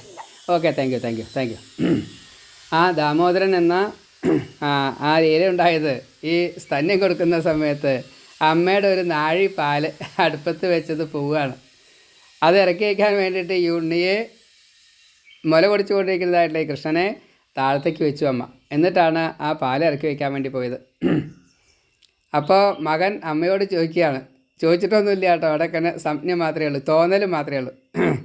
അമ്മയ്ക്ക് ആ നാഴി പാലാണോ വലുത്, അതോ ഈ ബ്രഹ്മമായിട്ടുള്ള എന്നെ തപസ് ചെയ്താൽ കിട്ടില്ല, ഞാനിപ്പോൾ അമ്മയുടെ മടിയിലിരിക്കുക, മറ്റൊരാൾക്കും ഇതേപോലെ ഒരു നൈവേദ്യം കൊടുക്കാൻ സാധിക്കില്ല, ഈ സ്തന്യം ഞാൻ സ്വീകരിച്ചു കൊണ്ടിരിക്കുമ്പോൾ അമ്മയുടെ ഈ നാഴി പാലിനാണോ വില, അതോ ഈ നിവേദ്യം സ്വീകരിക്കാൻ വന്ന ഈ ബ്രഹ്മത്തിനെയാണോ വില? എന്താ അമ്മ ഒന്ന് ആലോചിക്കാഞ്ഞ് എടുത്തു വെച്ചു. അമ്മ അങ്ങോട്ട് പോയി തിരിച്ചു വന്നപ്പോഴേക്കും ഉണ്ണി എന്താ കാണിച്ചത്, ഇനി എന്നെ അന്വേഷിച്ചോളൂ നല്ലോണം എന്നാണ്. അവിടെ പോയിക്കോളൂ. ആ ഉണ്ണി ആ സമയത്ത് കാണിച്ചത് ആദ്യം എന്താണോ സമ്പാദ്യത്തിന് വേണ്ടിയിട്ടുണ്ടായിരുന്നത് അത് കലാണ്. ആ കലത്തിൽ തൈരുണ്ട്, ആ തൈര് ഉടച്ചു, പാത്രം പൊട്ടിച്ചു, 4 പുറവും തൈര് പോവുകയാണ്. ആ മുറി മുഴുവനെ തൈര് പരന്ന് കിടന്നു എന്നാണ് ഭാഗവതത്തിലുള്ളതാണ്. ഉണ്ണി എന്താ ചെയ്തത്, 10 ദിക്കിലേക്കും നടന്നു എന്നാ. പുറമേക്ക് പോകുന്ന കാൽപാദങ്ങൾ അതിലുണ്ട്, അകത്തേക്ക് വരുന്നതായിട്ടുള്ള കാൽപാദം അതിലില്ല. ഉണ്ണിയുടെ ആ വികൃതിയാണ്. അതായത് സാധാരണ ഒരു കുട്ടിയെ ചെന്നുണ്ടാവുക, പുറത്തേക്ക് പോയി കഴിഞ്ഞാൽ തിരിച്ചകത്തേക്ക് വരില്ലേ, ആ കാൽപാദം അവിടെ ഉണ്ടാവില്ലേ. ഇവിടെ ആ തൈരിൽ ഉണ്ണിയുടെ കാൽപാദം പതിഞ്ഞത് 4 പുറത്തേക്കും പോകുന്നതാണ്, അല്ലെങ്കിൽ 10 പുറത്തേക്കും പോകുന്നതാണ്. പക്ഷേ തിരിച്ചു വരുന്നതായിട്ട് കണ്ടില്ല. യശോദയ്ക്ക് അവിടെ വേണമെങ്കിലും ഒന്ന് ചിന്തിക്കാം. പൂതനാമോക്ഷം പോലുള്ള കഥകൾ മുഴുവൻ നടന്നിട്ടുണ്ട്. പക്ഷേ ഇത് ആലോചിക്കാൻ തരായില്ല. എല്ലാ ദിക്കിലും അന്വേഷിച്ചു. സാധാരണ ഉണ്ണി പോകാറുള്ള ദിക്കിലൊക്കെ അന്വേഷിച്ചു, അവിടെ ഒന്നും കിട്ടിയില്ല. എന്നിട്ടാണ് ഓരൽപ്പരയിലേക്ക് പോയത്. അപ്പോൾ അവിടെ ഭഗവാനെ കണ്ടു കിട്ടുക എന്നത്, ഭഗവാനെ കയ്യിൽ കിട്ടുക എന്നത്, ഭഗവാനെ അന്വേഷിച്ചാൽ അന്വേഷണത്തിൻ്റെ പൂർത്തീകരണം സംഭവിക്കുക എന്നത് അത്ര ഭാഗ്യമുണ്ടെങ്കിൽ മാത്രമേ സാധിക്കുള്ളൂ. അത് ഏതെങ്കിലും തരത്തിൽ നമ്മുടെ കയ്യിലേക്ക് എത്തുന്ന ഒരു ഭാവമാണ് ഈ പൂജാ സമയത്ത് നട തുറക്കുമ്പോൾ ഉണ്ടാവുന്ന ആ ഭഗവാന്റെ നോട്ടം. നമ്മൾ അങ്ങോട്ട് നോക്കാൻ നമുക്ക് വശമല്ല, പക്ഷേ ഭഗവാൻ ഇങ്ങോട്ടൊരു നോട്ടണ്ടേ. അത് നമ്മൾ നോക്കിയിട്ടില്ലെങ്കിലും ഭഗവാൻ ഇങ്ങോട്ട് നോക്കും. അതേപോലെ തന്നെയാണ് ഈ മൂലം നമ്മളിങ്ങനെ വായിച്ചുകൊണ്ടിരിക്കുന്നുണ്ട്. നമുക്കൊന്നും അറിയില്ല, വായിക്കണ ആൾക്കൊന്നും അറിയില്ല, പക്ഷേ ഇത് കേൾക്കണ ആൾക്ക് നല്ലോണം അറിയാം. അതുകൊണ്ട് അത് തന്നെ ശ്രദ്ധിച്ചുകൊണ്ടിരിക്കുന്ന കർഹിച്ചിൽ അധ്യായത്തിൽ പറഞ്ഞത് അതാണ്. പൂന്താനം വായിച്ചുകൊണ്ടിരിക്കുക, ലയിച്ചിട്ടാണ് വായിക്കണത്. മഹാദേവൻ അത് കേട്ടുകൊണ്ടിരിക്കുക. അടയാളം മാറ്റി വെച്ചപ്പോൾ വീണ്ടും സംശയം തോന്നി. ഒരുപാട് തവണ വായിച്ചതിന് ശേഷമായിട്ടോ അടയാളം മാറി എന്ന് തോന്നിയതേ. അപ്പോഴാണ് ഞാൻ ഇത് ഇന്നലെ വായിച്ചുല്ലോ എന്ന് പറഞ്ഞപ്പോഴാണ് മഹാദേവൻ പറഞ്ഞത് ഞാനാണ് അടയാളം മാറ്റി വെച്ചതെന്ന്. നമുക്കറിയില്ല, ഭഗവാൻ കേട്ടുകൊണ്ടിരിക്കുക. അതേപോലെ തന്നെയാണ് ഭഗവാന്റെ കഥ പറയുമ്പോൾ പറയുന്നയാൾക്ക് ഈ വിഘ്നം വന്നു കഴിഞ്ഞാൽ അത് പറയുന്നയാളെ ബാധിക്കുമോ എന്നുള്ള വേറെ വിഷയം, അത് പ്രശ്നമല്ല, അത് അത്ര സാരമുള്ളതല്ല. കേൾക്കുന്നയാളെ ബാധിക്കുമോ എന്നുള്ള അതും അത്ര സാരമല്ല. പക്ഷേ ആരാ യഥാർത്ഥത്തിൽ കഥ കേട്ടുകൊണ്ടിരിക്കുന്നത്? ഭഗവാനാണ് കേട്ടുകൊണ്ടിരിക്കുന്നത്. തെറ്റും ശരിയും സംഭവിക്കാം, രണ്ടും ഭഗവാൻ അറിയാം. ഇയാളിനി പറയാൻ പോകുന്നത് തെറ്റാ, ഇയാളിനി പറയാൻ പോകുന്നത് ശരിയാ, ഇത് രണ്ടും ഭഗവാൻ അറിയാം. പക്ഷേ ഈ തെറ്റായാലും അത് പറഞ്ഞു തീരണം, അതിനെയാണ് വിഘ്നം വരുന്നത്. അപ്പോൾ ആ വിഘ്നം വരുന്നത് ഭഗവാനും ഈ പ്രവൃത്തിയും തമ്മിൽ അതൊരു ഒരു ഒരു കോണ്ടാക്റ്റാണ്, തമ്മിലുള്ളൊരു ബന്ധമാണ്. ആ ബന്ധത്തിന് വിഘ്നം വരുമ്പോൾ അവിടെ ആ പ്രാരബ്ധം തീരില്ല, അപ്പോൾ അതൊരു പാപമായിട്ട് മാറും. അപ്പോൾ അതുകൊണ്ട് ഇതുപോലെയുള്ള സന്ദർഭങ്ങളിൽ അതേപോലെ കുറച്ച് ചില കാര്യങ്ങളൊക്കെ ഉണ്ട് കേട്ടോ. ഞാൻ ആകെ 3 പറഞ്ഞുള്ളൂ. നിദ്രാഭംഗം, കഥാഛേദം, ബ്രഹ്മത്യോർ ദമ്പത്യോർ പ്രീതിഭേദനം, അതേപോലെ ശിശുമാതൃ വിഭേദശ്ച ബ്രഹ്മഹത്യ സമംസ്മൃതം. അപ്പോൾ ഇങ്ങനെയുള്ള കാര്യങ്ങൾ വരുമ്പോൾ ഒന്ന് മനസ്സിരുത്തണം. അതേപോലെ തന്നെയാണ് ശ്രാദ്ധാദി കാര്യങ്ങൾ ചെയ്യുമ്പോൾ പിന്നെയുണ്ട് കുറേ, പറയണില്ല. അപ്പോൾ ഇവിടെ സംഭവിച്ചത് ഈ ദേവാനുകൂലികൾ മുഴുവൻ ഇന്ദ്രന് വേണ്ടിയിട്ട് ഈ മാർക്കണ്ഡേയൻ്റെ തപസ്സിനെ മുടക്കാൻ വേണ്ടിയിട്ട് ശ്രമിച്ചു. അത് നടന്നില്ല. അവരൊക്കെ തിരിച്ചു പോയപ്പോൾ ആരെയാ തപസ് ചെയ്യണത്? ഈ മാർക്കണ്ഡേയൻ ഭഗവാനെയാണ് തപസ് ചെയ്യണത്. അപ്പോൾ ഭഗവാൻ ഇങ്ങനെ ആലോചിച്ചു, ഞാൻ ഏത് രൂപത്തിലാണ് ഈ ഭക്തന് ദർശനം കൊടുക്കേണ്ടത്? അതായത് ബ്രഹ്മാവസ്ഥയിലാണ്, സകല സ്വരൂപത്തിലല്ല, ബ്രഹ്മാവസ്ഥയിലാണ് തപസ്. അപ്പോൾ ബ്രഹ്മമായിട്ട് എങ്ങനെയാണ് ചെന്ന് കാണിച്ചു കൊടുക്കുക? അതുകൊണ്ട് ഏറ്റവും അതായത് കൃഷ്ണനേക്കാൾ മീതെയാണ് നരനാരായണന്മാരുടെ നാരായണൻ്റെ രൂപം. അപ്പോൾ അതുകൊണ്ട് ഇനി ഇതിലും മീതൊന്ന് കാണിച്ചു കൊടുക്കാനില്ല, സകല സ്വരൂപത്തിലല്ലേ ദർശനം കൊടുക്കാൻ നിവൃത്തിയുള്ളൂ. അപ്പോൾ നരനാരായണന്മാരായിട്ട് തന്നെ വന്ന് ദർശനം കൊടുത്തു എന്നാണ്. നമ്മൾ ഓരോ ഭക്തന്മാർക്കും അതിനനുസരിച്ചാണ് ഭഗവാൻ. ഇവിടെ വിഷ്ണു സ്വരൂപത്തിലല്ല, ചതുർബാഹു വിഷ്ണു സ്വരൂപത്തിൽ ലക്ഷ്മി സമേതനായിക്കൊണ്ട് ഗരുഡൻ്റെ പുറത്ത് അങ്ങനെ ഹരിയായിട്ടല്ല വന്ന് ദർശനം കൊടുത്തത്. ഇവിടെ മഹാഋഷിയാണ്, ഇനിയും പുരാണ ആചാര്യനാവേണ്ട ആളാണ്. ഒരു സംഘവും വരില്ല, ഒരു അറ്റാച്ച്മെൻറ്റും ഒന്നിനോടും വരില്ല.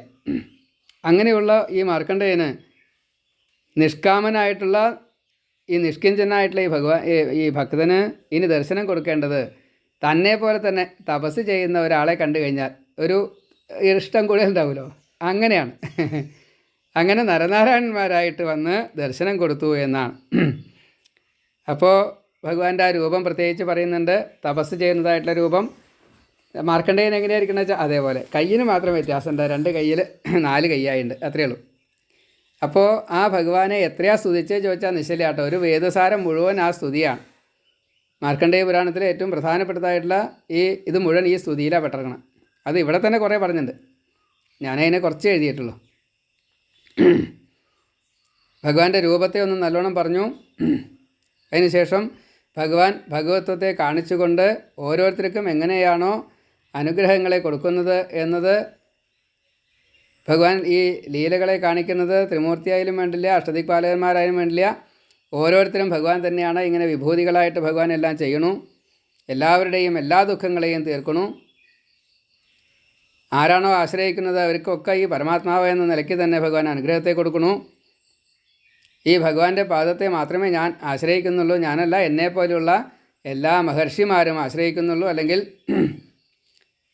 വീണ്ടും വീണ്ടും ജനിക്കുക എന്നുള്ള ഒരു ബാധയുണ്ടല്ലോ, ഈ ബാധോപദ്രവം ഒഴിവാക്കാൻ വേണ്ടിയിട്ട് ഭഗവാനെ ആശ്രയിക്കുന്നു. ഭഗവാൻ അതിനനുസരിച്ച് അനുഗ്രഹത്തെ കൊടുക്കണു. ഒന്നിലും മോഹിക്കപ്പെടാതിരിക്കാൻ വേണ്ടിയിട്ട് ഞാനും ഇതാ അങ്ങയെ ആശ്രയിക്കണു. ഇതുവരെ ഒരു മോഹമില്ല കേട്ടോ. എന്തെങ്കിലും ഒരു മോഹം ഈ മാർക്കണ്ഡേയന് സംഭവിച്ചിട്ടില്ല. ശിവനെ തപസ് ചെയ്തപ്പോൾ ആയുസ് നീട്ടിത്തരുന്നത് തനിക്ക് വേണ്ടിയിട്ടല്ലായിരുന്നു, അമ്മയും അച്ഛനും ദുഃഖിക്കുമല്ലോ എന്നുള്ള നിലയ്ക്കാണ്. മഹാദേവൻ അനുഗ്രഹം കൊടുത്തു കഴിഞ്ഞപ്പോൾ അവിടെ നിന്ന് പോകുന്ന നേരെ മഹാവിഷ്ണുവിനെയാണ്. കാരണം ഇത് കടന്നിറക്കണേ, മൂർത്തിഭേദം കടന്നിറക്കണോ, ദ്വന്ദ്വം കടന്നിറക്കണോ, അങ്ങനത്തെ ആളാണ് തപസ് ചെയ്യണതേ. അപ്പോൾ ഇവിടെ അങ്ങ് ഇപ്പോൾ എൻ്റെ മുന്നിൽ വന്നത് നരനാരായണന്മാരാണ് എന്ന നിലയ്ക്ക് ഈ ഞാൻ ചെയ്തതായിട്ടുള്ള ഈ തപസ്സിൻ്റെ അതിന് വേണ്ടിയിട്ടല്ലേ ഇപ്പോൾ ഈ രൂപം, ഈ നാമത്തിൽ അങ്ങ് എനിക്ക് ദർശനം തന്നത്. അങ്ങയ്ക്ക് രൂപമുണ്ടോ, അങ്ങയ്ക്ക് ജന്മമുണ്ടോ, അങ്ങയ്ക്ക് ലീലയുണ്ടോ? ഈ ലോകഗുരുവായിട്ടുള്ള അങ്ങയെ എനിക്ക് ഇപ്പോൾ കാണാൻ സാധിച്ചത് എൻ്റെ ഭാഗ്യം. എപ്പോഴും കണ്ടുകൊണ്ടിരിക്കുകയാണേ. അങ്ങ് എന്നെ അനുഗ്രഹിക്കാൻ വേണ്ടിയിട്ട് ഇവിടെ വന്നല്ലോ. അപ്പോൾ ആവശ്യപ്പെട്ടൊന്നുമില്ലേ ഭഗവാനെ, അങ്ങ് എനിക്ക് ദർശനം തരണമെന്ന് ആവശ്യപ്പെട്ടിട്ടാണ് സാധാരണഗതിയിൽ പ്രത്യക്ഷപ്പെടാറ്. ഇവിടെ അങ്ങനെയല്ല, ഒരാവശ്യമില്ല. എന്നിട്ടും എൻ്റെ അടുത്തേക്ക് വന്നില്ലേ. അത്രി മഹർഷി തപസ് ചെയ്ത സമയത്ത് ബ്രഹ്മാവിഷ്ണു മഹേശ്വരന്മാരായിട്ട് ഒന്നിച്ച് ദർശനം കൊടുത്തതിന് ശേഷം ഞാൻ ഒരാളെ ഭജിച്ചുള്ളൂ, നിങ്ങൾ മൂന്നാലും കൂടി വന്ന് എന്തിനാ ചോദിച്ചു. അപ്പോൾ ബ്രഹ്മാവസ്ഥയല്ലേ അങ്ങ് തപസ് ചെയ്തത്, ബ്രഹ്മത്തെ കാണാൻ എനിക്ക് കാണിച്ചു തരാൻ പറ്റില്ല, അതുകൊണ്ട് സകല സ്വരൂപം സ്വീകരിച്ചു വന്നു. ഇനി അങ്ങ് ഏത് രൂപ ഇഷ്ടപ്പെടണമെന്ന് വെച്ചില്ല, അതുകൊണ്ട് ഞങ്ങൾ മൂന്നാളായിട്ട് വന്ന് എന്ന് പറഞ്ഞു. ആ കൂട്ടത്തിലാണ് ഇവിടെ നരനാരായണന്മാരായിട്ട് തന്നെ ഋഷിഭാവത്തിൽ ഇവിടെ ദർശനം കൊടുത്തത്. അപ്പോൾ നല്ലോണം സാഷ്ടാംഗം നമസ്കരിച്ചു. ഈ സാക്ഷിയായിട്ട് എപ്പോഴും അന്തര്യാമിയായിട്ട് ഇരിക്കുന്നത് ആ ഭഗവാനെ കാണാൻ സാധിച്ചോളൂ. ഒരു ജ്ഞാനവുമില്ലാത്ത എനിക്ക് ഈ വേദാർത്ഥത്തെ മുഴുവൻ അങ്ങ് ദർശനം കൊണ്ട് കാണിച്ചു തന്നുവല്ലോ. ഈ പരമാത്മാവിനെ കാണാൻ സാധിച്ചുവല്ലോ, അറിയാൻ സാധിച്ചുവല്ലോ. ഞാനിത് അങ്ങയെ സർവാത്മന നമസ്കരിക്കുന്നു. എന്നെ രക്ഷിക്കണേ. എനിക്ക് മാർഗമൊന്നും അറിയില്ല, ബ്രഹ്മത്തിലെത്തണമെന്നുള്ള മോഹമുണ്ട്. അതുകൊണ്ട് അങ്ങയുടെ വാസ്തവ സ്വരൂപം എന്താണോ അതിനെ കാണണമെന്ന് ആഗ്രഹമുണ്ട്. ഇത് നരനാരായണന്മാരായിട്ട് വന്നാൽ പിന്നെ അതിൻ്റെ അപ്പുറം വേറൊരു വാസ്തവമില്ല. വസ്തു ആയിട്ട്, സ്വേച്ഛോപാത്ത വപുവായിട്ട്, സകല സ്വരൂപനായിട്ട് നാരായണൻ്റെ മീതെ വേറൊരാളില്ല. എന്നിട്ടും അത് അറിയുന്ന ജ്ഞാനിയായിട്ടുള്ള മാർക്കണ്ഡേയൻ പറയാണ്, അങ്ങയുടെ വാസ്തവ സ്വരൂപം എനിക്ക് അറിയിക്കണേ. ബ്രഹ്മത്തിലേറാൻ കൊതിക്കുന്നു എങ്കിലും മാർഗമറിയില്ല ശാശ്വത പാഹിമാം. വാസ്തവ രൂപമറിയായിക കൊണ്ടു ഞാൻ സർവാത്മന നമിക്കുന്നു തൃക്കാൽകളിൽ. ഭഗവാനിൽ എത്താനുള്ള കൊതി അത് മാത്രമേ എനിക്കുള്ളൂ. എത്ര കാലം ഈ പ്രാരബ്ധം അനുഭവിക്കണം എന്നതാ ചോദ്യം. അപ്പോൾ അവിടെ ഭഗവാന്റെ ഉത്തരം എന്താണെന്ന് അറിയോ? അങ്ങുണ്ടോ പ്രാരബ്ധം അനുഭവിക്കണോ? അങ്ങക്ക് പ്രാരബ്ധം ഇല്ല. നമ്മൾ പ്രാരബ്ധം അനുഭവിക്കുന്നത് നമ്മുടേതായിട്ടുള്ള കർമ്മങ്ങളുടെ ബാക്കി കൊണ്ട് നമ്മൾ സുഖവും ദുഃഖവും പലതും അനുഭവിച്ചുകൊണ്ടിരിക്കുന്നവരാ. ഈ തപസ്വികൾ അവർക്കിതൊന്നും വിഷയമല്ല. നരനാരായണന്മാരെ പോലെ അല്ലെങ്കിൽ മാർക്കണ്ഡേയനെ പോലെ അല്ലെങ്കിൽ അഗസ്ത്യനെ പോലെ എല്ലാവർക്കും ഇല്ല കേട്ടോ. ഇപ്പം നാരദൻ ഈ തപസ് ചെയ്യണമെന്നുള്ളത് അങ്ങനെ കാണിച്ചു തന്നിട്ടില്ല. അല്ലെങ്കിൽ നാരദന് ലീല ഇല്ലാത്തൊരു സമയമില്ല. അതേപോലെ വസിഷ്ഠ മഹർഷിക്ക് ഡ്യൂട്ടി ഇല്ലാത്തൊരു സമയമില്ല. ബ്രഹ്മർഷിയാണ് ഇനി. ശുക്രമഹർഷി വസിഷ്ഠന് തുല്യനാ. പക്ഷേ എന്താ ചെയ്യുക, കർമ്മം ചെയ്തുകൊണ്ടേയിരിക്കുകയാണ്, ഗതികേടാണ്. ഇവിടെ അങ്ങനെയല്ല. ഇവിടെ അങ്ങനെ ഒരു വിഷയമില്ല. എന്തൊക്കെ തരത്തിൽ എന്തൊക്കെ ചെയ്താലും ഇതൊന്നും തന്നെ ബാധിക്കാത്ത രീതിയിലാണ് ഈ മാർക്കണ്ഡേയ മഹർഷിയെ പോലെയുള്ളവർ, നരനാരായണന്മാരെ പോലെയുള്ളവർ, കപിലനെ പോലെയുള്ളവർ. അപ്പോൾ ഒരു ഘട്ടം കഴിഞ്ഞതിൻ്റെ ശേഷം പരശുരാമനെ പോലെയുള്ളവർ അവതാരമൂർത്തിയാണ്. അത് കഴിഞ്ഞാൽ മഹർഷിയായിട്ടാണ്. അവതാരമൂർത്തികളല്ലാത്തവരുണ്ട്. ഇതേപോലെ തന്നെ നിസ്വന്മാരായിക്കൊണ്ട് തപസ് ചെയ്യുന്നവർ ധാരാളമുണ്ട്. അങ്ങനെയുള്ള ആളുകൾക്ക് അങ്ങയുടെ ഈ ദർശനം ഇവിടെ എനിക്ക് മാത്രമല്ല കിട്ടാട്ടോ, ബാക്കിയുള്ളവർക്ക് കിട്ടുന്ന അതാണ്. ഭഗവാൻ ഒരാൾക്ക് ദർശനം കൊടുത്തു വെച്ചാൽ, ഈ ഒരു ഇപ്പോൾ ധ്രുവന് ദർശനം കൊടുത്ത ഹരിയെ നമുക്ക് എപ്പോഴും ഇഷ്ടം. എന്താ കാരണം? ആ നിഷ്കളങ്ക ബാലനെ അനുഗ്രഹിച്ചുവല്ലോ. ഗജേന്ദ്രന് ഹരിയായിട്ട് ദർശനം കൊടുത്തു. തിര്യക് യോനിയിലും ഭഗവാൻ അനുഗ്രഹിച്ചുവല്ലോ.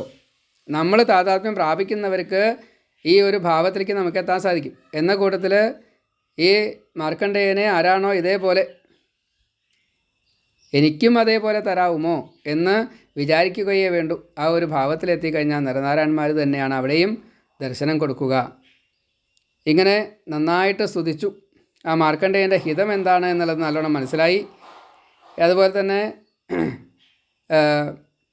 സത്യനിഷ്ഠ തുടങ്ങിയിട്ടുള്ള എല്ലാ കാര്യങ്ങളും ഒക്കെ ഭാവമൊക്കെ മാറിയിട്ടേ ഈശ്വരഭാവത്തിലാണ്, ഒന്നും വേണ്ടാത്തൊരവസ്ഥയിലാണ്. അപ്പോൾ ഇതെല്ലാം അറിഞ്ഞുകൊണ്ട് തന്നെ എന്തായാലും അങ്ങക്ക് എന്തെങ്കിലും ഒന്ന് ആവശ്യം ഉണ്ടാവില്ലേ, എന്തെങ്കിലും ഒന്ന് വേണ്ടേ ചോദിച്ചു.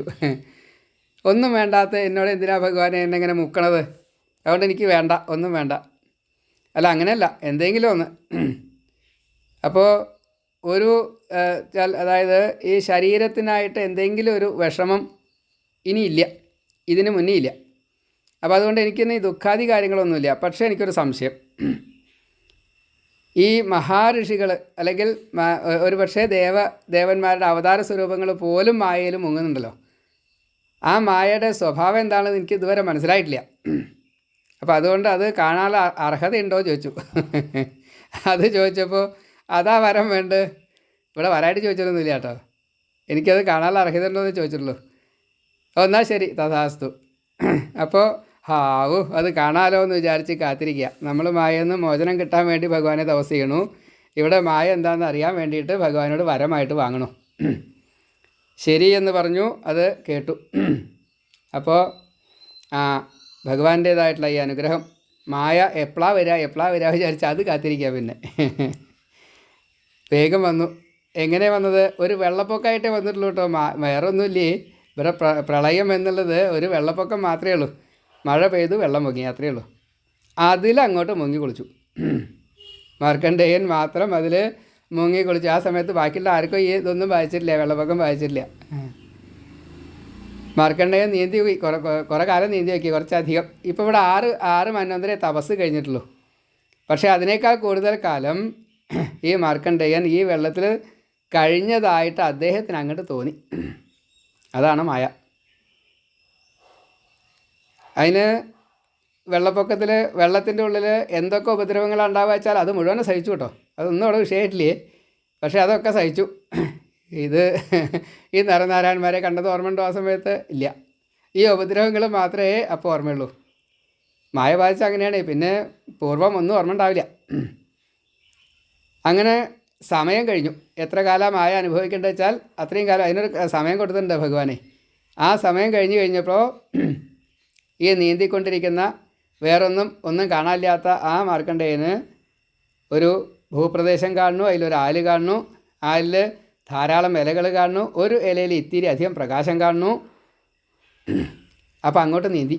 അവിടെ നീന്തിയപ്പോൾ ആലിൻ്റെ ഇലയിൽ ഒരു ഉണ്ണി കിടക്കുന്നു, തൊട്ടിൽ കിടക്കണ പോലെ.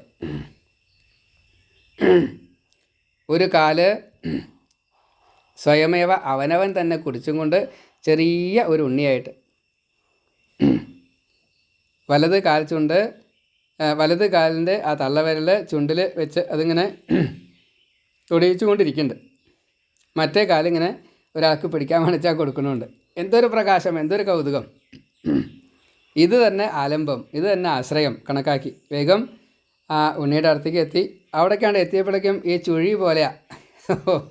ഒന്നിച്ച് ശ്വാസം അകത്തേക്ക് വലിക്കുന്ന സമയത്തായിരുന്നു അവിടെ ചെന്നപ്പെട്ട് ചാകത്തേക്കാണ് പോയി. അവിടെ ചെന്നപ്പോൾ ബ്രഹ്മാണ്ടങ്ങൾ ധാരാളം കണ്ടു. ഈശ്വര അവിടെ നിൽക്കാൻ. അപ്പോൾ ഈ പ്രളയത്തിൽ മുങ്ങി താഴേക്കാൾ കൂടുതൽ പ്രശ്നമായി അവിടെ ചെന്നപ്പോൾ. അടുത്ത ശ്വാസത്തിൽ പുറത്തേക്ക് വന്നു. അപ്പോഴും കണ്ടു ഈ കാല് പിടിക്കാൻ വേണ്ടി ചെന്നു, ആദ്യം അകത്തേക്ക് പോയി, ആദ്യം പുറത്തേക്ക് വന്നു, ഇങ്ങനെ കുറച്ച് തവണ. അങ്ങനെ ഭഗവാനെ ശരിക്കാണ് കിട്ടിയോ ചോദിച്ചാൽ നിശ്ചല. കാല് പിടിക്കാൻ പറ്റിയോ? കിട്ടിയിട്ടില്ല എന്നാണ് പറഞ്ഞേട്ടോ, കൊടുത്തിട്ടില്ല. പലതും തോന്നി ഇത്രേ, പക്ഷെ തരാവണ്ടേ. ഭഗവാന്റെ അനുഗ്രഹം കിട്ടാതെ കൊണ്ട് എന്താ ചെയ്യുക? ഇവിടെ ആവശ്യമില്ലാത്തതുകൊണ്ടാണ് കേട്ടോ കൊടുക്കാത്തത്. അതല്ല വെച്ചാൽ അവിടെ അതൊരു ഭാഗവതമായിട്ടാണ് മാറി. ഈ ഭഗവാനെ കാല് പിടിക്കലും ഒരു വരം കൊടുക്കലും ഒരു അനുഗ്രഹിക്കലും അങ്ങോട്ടും ഇങ്ങോട്ടൊക്കെ ആയി അതൊരു ഭാഗവതമായിട്ടാണ് മാറും, അതൊരു പുരാണമായിട്ട് മാറും. അപ്പോൾ അതുകൊണ്ട് എന്തേ കാട്ടിയേ? അവിടെ ഒന്നും പറഞ്ഞില്ല. അതിന് ശേഷം പെട്ടെന്ന് തന്നെ ഈ വെള്ളമൊന്നും ഇല്ലാത്ത ഒരു അവസ്ഥയിൽ പൂർവ്വ ആ രൂപം എങ്ങനെയാണ് ചിത്രശിലയിൽ ഇരിക്കുന്നു, തപസ് ചെയ്യുന്നതായിട്ട് തന്നെ താൻ കാണുന്നു. അപ്പോൾ ഇതൊക്കെ ഓർമ്മ വന്നു. ഏത്? മഹാദേവൻ മറ്റേ ആയുസ് തന്നതും വിഷ്ണുവിനെ തപസ് ചെയ്തതും നരനാരായണന്മാർ വന്നതും മായ കാണിച്ചു തന്നതും ഒക്കെ ഓർമ്മ വന്നു. വീണ്ടും തപസ്, യാതൊരു വ്യത്യാസമില്ല. ഇത്ര വലുതല്ലേ മായ, ഇനി ആ മായ വേണ്ട കേട്ടോ, കഴിഞ്ഞു. അതോട് കൂടിയിട്ട് പിന്നെ മായ ജയിക്കുക അല്ലെങ്കിൽ അങ്ങനെ ഒരു വിഷയമില്ല അവിടെ. പിന്നെ വീണ്ടും തപസ്, അതേപോലെ തന്നെ തപസ്സിൽ ഒരു വ്യത്യാസമില്ല, സെയിം ടു സെയിം. അപ്പോഴാണ് മഹാദേവൻ ആകാശത്ത് കൂടെ തന്നെ പോകുന്നുണ്ട്. അപ്പോൾ പാർവതിക്ക്, എന്താ മഹാദേവ അങ്ങ് ഇതാ മറ്റേ വിഷ്ണു അനുഗ്രഹിച്ചേർക്കണം കേട്ടോ, അങ്ങ് കൊടുക്കണില്ലേ, നമ്മുടെ ഭക്തൻ അങ്ങല്ലേ ആയുസ് നീട്ടി കൊടുത്ത്. അപ്പോൾ മഹാദേവൻ നോക്കിയപ്പോൾ ഈ തേജസ് കണ്ടിട്ടേ, അന്ന് മഹാദേവന് തുല്യനായിട്ടില്ലല്ലോ, ഇപ്പം മഹാദേവനേക്കാൾ മീതയാണ്, അത്രയും തേജസ്സാണ്. ഈ ഋഷിയായിട്ട് എനിക്ക് ഒരു സംഘം കിട്ടുകയാണെന്ന് വെച്ചാൽ അത് എൻ്റെ ഭാഗ്യം. അങ്ങനെയല്ലേ പാർവതി? അതെനിക്ക് കാണാൻ വൈകി, എൻ്റെ ഉണ്ണിയെ എനിക്ക് കാണാൻ വൈകി. നമുക്ക് പോവല്ലേ, അങ്ങോട്ട് താഴത്തേക്ക് ഇറങ്ങല്ലേ? എന്നാൽ താഴത്തേക്ക് ഇറങ്ങാൻ പോവാ. ചെന്നു നോക്കുമ്പോൾ കണ്ണ് തുറക്കണില്ല. മഹാവിഷ്ണുവിനെ കണ്ടുകൊണ്ടേയിരിക്കുകയാണ്. ആ ഉള്ളിലിങ്ങനെ നിറഞ്ഞിങ്ങനെ നിൽക്കുകയാണ് ഭഗവാൻ. ആ സമയത്ത് മാർക്കണ്ഡേയൻ്റെ ഉള്ളിലേക്ക് മഹാദേവന് ഈ ഒന്ന് സംവദിക്കാൻ കൊതിയായിപ്പോയി. പാർവതിക്ക് അതിലേറെ കൊതിയായി. അച്ഛനും അമ്മയും ജഗത പിതരവ് വന്നേ, രണ്ടുപേർക്കും ഇവർക്ക് ഈ വന്ദനം സ്വീകരിച്ചുകൊണ്ട് അനുഗ്രഹിക്കാൻ വൈകിപ്പോയി. ഈ സത്സംഗത്തിൻ്റെ മാധുര്യം അനുഭവിക്കാനുള്ള കൊതി. മഹാദേവൻ വേഗം അകത്തേക്കാണ് കടന്നു. എന്നാൽ വേണച്ചാൽ മഹാദേവന് വിഷ്ണുവായിട്ട് അവിടെ ചെല്ലാട്ടോ, അങ്ങനെയല്ല ഉണ്ടായത്, മഹാദേവനായിട്ട് തന്നെ ചെന്നു. എന്നാ നോക്കുമ്പോഴാണ് വ്യത്യാസം. പെട്ടെന്ന് ധ്യാനത്തിനൊരു ഭംഗം വന്നു. മഹാവിഷ്ണുവിനെ ധ്യാനിച്ചുകൊണ്ടിരിക്കുമ്പോഴാണ് മഹാദേവൻ്റെ രൂപം ഉള്ളിൽ. ഇതെന്താ അത്? പെട്ടെന്ന് കണ്ണ് തുറന്നു. കണ്ണ് തുറന്നു നോക്കിയപ്പോഴേ അമ്മയും അച്ഛനും മുമ്പിൽ നിൽക്കണു. ഞാൻ ഗുരുവായൂരപ്പ വിളിച്ചിട്ടില്ലല്ലോ മഹാദേവ, ഇതെന്താ കഥ? വേഗം നമസ്കരിച്ചു. ഒക്കെ നിമിഷ നേരം വേണ്ട, അത്രയും പെട്ടെന്ന് ഈ കൊടുക്കലൊക്കെ നടക്കുവേ, തന്നെ സമർപ്പിക്കൽ അപ്പോഴേ കഴിഞ്ഞു. അങ്ങനെ നല്ലോണം പ്രദക്ഷിണം വെച്ചു, നമസ്കരിച്ചു, സ്തുതിച്ചു. പൂർണ്ണ കാമനായിട്ടുള്ള ഭഗവാനെ എന്നാണ് വിളിച്ചതേ. എല്ലാവരുടെയും എന്തൊക്കെ ആഗ്രഹങ്ങളുണ്ടോ അത് മുഴുവൻ തീർത്തു കൊടുക്കുന്നതായിട്ടുള്ള മഹാദേവനാ. എന്നിട്ടേ ഹരിക്കൂ, ലയിപ്പിക്കൽ. അതാണ് മഹാദേവൻ ഈ പിച്ചാപാത്രമായിട്ട് ഇങ്ങനെ വരിക എല്ലാ ദിവസവും വൈകുന്നേരം. എന്തെങ്കിലുമൊക്കെ ന്യൂനത ഉണ്ടെച്ചാൽ അതൊക്കെയാണ് തന്നോളൂ, നിങ്ങൾ സുഖിക്കൂ. നമ്മൾ നാമം ജപിക്കൂല, സന്ധ്യ നേരത്ത് നമശിവായ ജപിച്ചാൽ അത് ഈ കൊടുക്കാൻ പറ്റുക. നമ്മൾ സന്ധ്യാസമയത്ത് നാമം ജപിക്കില്ല, അപ്പോൾ മഹാദേവൻ നമ്മുടെ അടുത്തേക്ക് വരില്ല. ഇവിടെ അങ്ങനെയല്ല. ഇവിടെ മഹാദേവൻ പൂർണ്ണ കാമനാണ്, എല്ലാം കൊടുക്കും, അതിന് ശേഷമേ ഹരിക്കുള്ളൂ. അങ്ങനെയുള്ള ഭഗവാനെ അങ്ങ് എനിക്ക് അങ്ങയുടെ ദാസ്യഭക്തി തരണം കേട്ടോ, എനിക്ക് സച്ചിദാനന്ദത്തെ അനുഭവിച്ച് തരണം കേട്ടോ, അനുഭവിപ്പിക്കണം കേട്ടോ. ലോകഹിതങ്കരനല്ലേ അങ്ങ്, എന്നെ അങ്ങക്ക് എങ്ങനെയൊക്കെ സഹായിക്കാൻ സാധിക്കുമോ അതൊക്കെ അങ്ങ് എനിക്ക് തന്നിട്ടുണ്ട്. അത് പോരാ, അതല്ല വേണ്ടത്. എന്താ വേണ്ടത്? ഇപ്പം ഞാൻ ജ്ഞാനിയല്ല എന്നാ, മുഴുവൻ ജ്ഞാനവും കയ്യിലുണ്ട്. എന്നിട്ടും പറയാണ് എന്താ കാരണം? മഹാദേവൻ മുമ്പിൽ വന്നത് അറിഞ്ഞില്ലല്ലോ. മഹാവിഷ്ണുവിൻ്റെ അടുത്ത് ഈ ഭൃഗു പരീക്ഷണാർത്ഥം വന്നു കഴിഞ്ഞപ്പോൾ വിഷ്ണു ഉറങ്ങുകയായിരുന്നു, കൊടുത്തു വർഷത്തിലൊരു ചവിട്ടേ. മഹാവിഷ്ണു പറയുന്നുണ്ട്, എനിക്ക് പാലകനായിട്ടുള്ള ഞാൻ ഉറങ്ങാൻ പാടില്ലായിരുന്നു, ഇത് മനസ്സിലാക്കിയില്ലോ. അതന്നെ അവിടെ പറയണതേ. എന്താ പറയണത്? എനിക്ക് മഹാവിഷ്ണു എൻ്റെ ഉള്ളിലുണ്ടായത് കൊണ്ട് ഞാൻ ഒന്നേ കണക്കാക്കിയുള്ളൂ, അങ്ങേ ഞാൻ കണക്കാക്കിയില്ല. യഥാർത്ഥത്തിലുള്ള ഭക്തി ജ്ഞാനമുണ്ടെങ്കിൽ അങ്ങ് വന്നാൽ ഞാൻ അറിയില്ലേ, ഞാൻ അറിഞ്ഞില്ല. അപ്പോൾ അതുകൊണ്ട് യഥാർത്ഥത്തിലുള്ള ആ ജ്ഞാനം എനിക്ക് തരണം. ആ വേദത്തിൻ്റെ ഒരു മർമ്മം ഉണ്ടല്ലോ, ആ മർമ്മം എനിക്ക് അറിയണം. എൻ്റെ മനസ്സിന് ശുദ്ധിയില്ലാത്തതുകൊണ്ടല്ലേ 2 എന്ന് കണ്ടത്. അതല്ലാച്ചാൽ മഹാവിഷ്ണുവിനെ കണ്ട പോലെ തന്നെ മഹാദേവനെ എനിക്ക് കാണാൻ സാധിക്കില്ലേ? യഥാർത്ഥത്തിലുള്ള ജ്ഞാനം, നിർമ്മലമായിട്ടുള്ള ഭക്തി, ലീലാചതുരനായിട്ടുള്ള അങ്ങയെ എനിക്കും ഇതേപോലെ മനസ്സിലാക്കാൻ സാധിക്കണം കേട്ടോ. ഭഗവാനെ പ്രാർത്ഥിച്ചു, നമസ്കരിച്ചു, സ്തുതിച്ചു നല്ലോണം. അപ്പോൾ ദ്വന്ദ്വം കടന്നിട്ടുള്ള ആളാണ് ഈ മാർക്കണ്ഡേയനെ. ഈ മഹർഷിയുടെ സത്സംഗം കിട്ടാൻ വേണ്ടിയിട്ടാണ് 2 പേരും. അച്ഛനമ്മയെ പണ്ട് കാര്യമില്ല. മഹാദേവ അനവധി തപസ് ചെയ്തിട്ടുണ്ട്, നല്ല ശീലമുണ്ട്. അപ്പോൾ ഇങ്ങനൊരു സംഘം കിട്ടാൻ വേണ്ടിയിട്ടാണ് അവിടെ ഇറങ്ങിയതേ. അത് തന്നെ പറഞ്ഞു, ഞങ്ങൾക്ക് തമ്മിൽ വല്ല വ്യത്യാസമുണ്ടോ? അങ്ങക്കറിയാലോ, ബ്രഹ്മാവ് എന്നോ ശിവൻ എന്നോ വിഷ്ണു എന്നോ, ബ്രഹ്മാവിനെ പൂജിക്കാറില്ലല്ലോ നമ്മളെ. ബ്രഹ്മാവിന് പതിത്വം, ഒരു പതിത്വം ഇല്ല കേട്ടോ. ത്രിമൂർത്തികളിൽ ഏറ്റവും ഉത്തമനാണ് ബ്രഹ്മാവ്. ബ്രഹ്മാവ് മാത്രമേ വിഷ്ണുവിൻ്റെയും ശിവൻ്റെയും ബ്രഹ്മാവിൻ്റെയും മുഴുവൻ ഡ്യൂട്ടീസും ചെയ്തതായിട്ടുള്ള ഏതെങ്കിലും ഒരു പുരാണത്തിൽ പറഞ്ഞിട്ടുള്ളൂ. വിഷ്ണു ചെയ്തതായിട്ട് പറഞ്ഞിട്ടില്ല, ശിവൻ ചെയ്തതായിട്ട് പറഞ്ഞിട്ടില്ല. പക്ഷേ ബ്രഹ്മാവ് ചെയ്തതായിട്ട് പറഞ്ഞിട്ടുണ്ട്.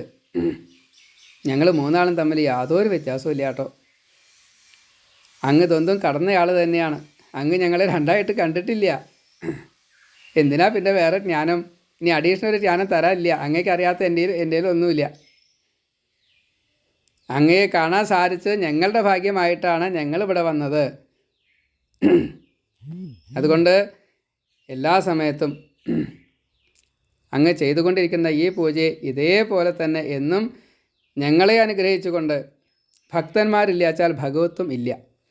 അതുകൊണ്ട് നിങ്ങളെപ്പോലെയുള്ളവരാണ് ഞങ്ങളുടെ എല്ലാ ശക്തിയും. അങ്ങനെയുള്ള അങ്ങയെ ഞങ്ങളും കൂടി അങ്ങയെ പൂജിക്കും. എല്ലാവരും അങ്ങയെ പൂജിക്കും, ഞങ്ങളും കൂടി അങ്ങയെ പൂജിക്കും. ആരാ ഞങ്ങൾ? ഈ ബ്രഹ്മാവിഷ്ണു മഹേശ്വരന്മാർ പോലും ഈ മാർക്കണ്ഡേയാദികളെ പൂജിച്ചു കൊണ്ടേയിരിക്കും. അത് അങ്ങനത്തുള്ള മഹർഷിമാരെ മുഴുവൻ അങ്ങനെയാണ്. നാരദനെ വന്നപ്പോൾ ആ 16,108 കൃഷ്ണഭാവത്തിലിരിക്കുന്ന എല്ലാ കൃഷ്ണന്മാരും ഒരേപോലെ നാരദനെ പൂജിച്ചേ. അങ്ങനെ നാരദനെ മാത്രമല്ല, ഇതേപോലെയുള്ള മഹർഷിമാരെ, ഇതേപോലെയുള്ള ഭക്തന്മാരെ. ശബരിയെ പൂജിച്ചില്ല എന്നേ ഉള്ളൂ കേട്ടോ, പൂജിച്ചു എന്ന് പറഞ്ഞിട്ടില്ല എന്നേ ഉള്ളൂ. ലക്ഷ്മണനോട് പറഞ്ഞിട്ടുണ്ട്. ലക്ഷ്മണൻ ചോദിച്ചു അത്ര, ഇത് കടിച്ച ഈ പഴം അവിടെ മേടിക്കാൻ പാടുമോ എന്ന് ചോദിച്ചേ. ഞാൻ ഈ അമ്മയെ പൂജിച്ചു കൊണ്ടിരിക്കുകയാണ് ലക്ഷ്മണ. ഞാൻ ആ പഴം കടിച്ചു വെച്ചാൽ, അതിൽ നല്ലതിനെ ഞാൻ തിരഞ്ഞെടുത്തു വെച്ചാൽ പിന്നെ ഈ ഭേദബുദ്ധി ഉണ്ടോ? എന്താ ലക്ഷ്മണ, എൻ്റെ കൂടെ ഇത്ര കാലം കടത്തിട്ട് മനസ്സിലായില്ലേ ചോദിച്ചു അത്രേ. മഹാദേവൻ പറയുകയാണ്, അങ്ങയ്ക്ക് യാതൊരു തരത്തിലും ദ്വന്ദ്വമില്ലാത്തത് കൊണ്ട് അങ്ങയെപ്പോലെയുള്ള മഹാഋഷികളാണ് ഞങ്ങളുടേതായിട്ടുള്ള ഈ ശക്തി മുഴുവൻ. ഇതെന്തെങ്കിലും സംഹരിക്കാനുള്ള ശക്തി വേണമെച്ചാൽ അങ്ങയെപ്പോലുള്ളവർ വേണം.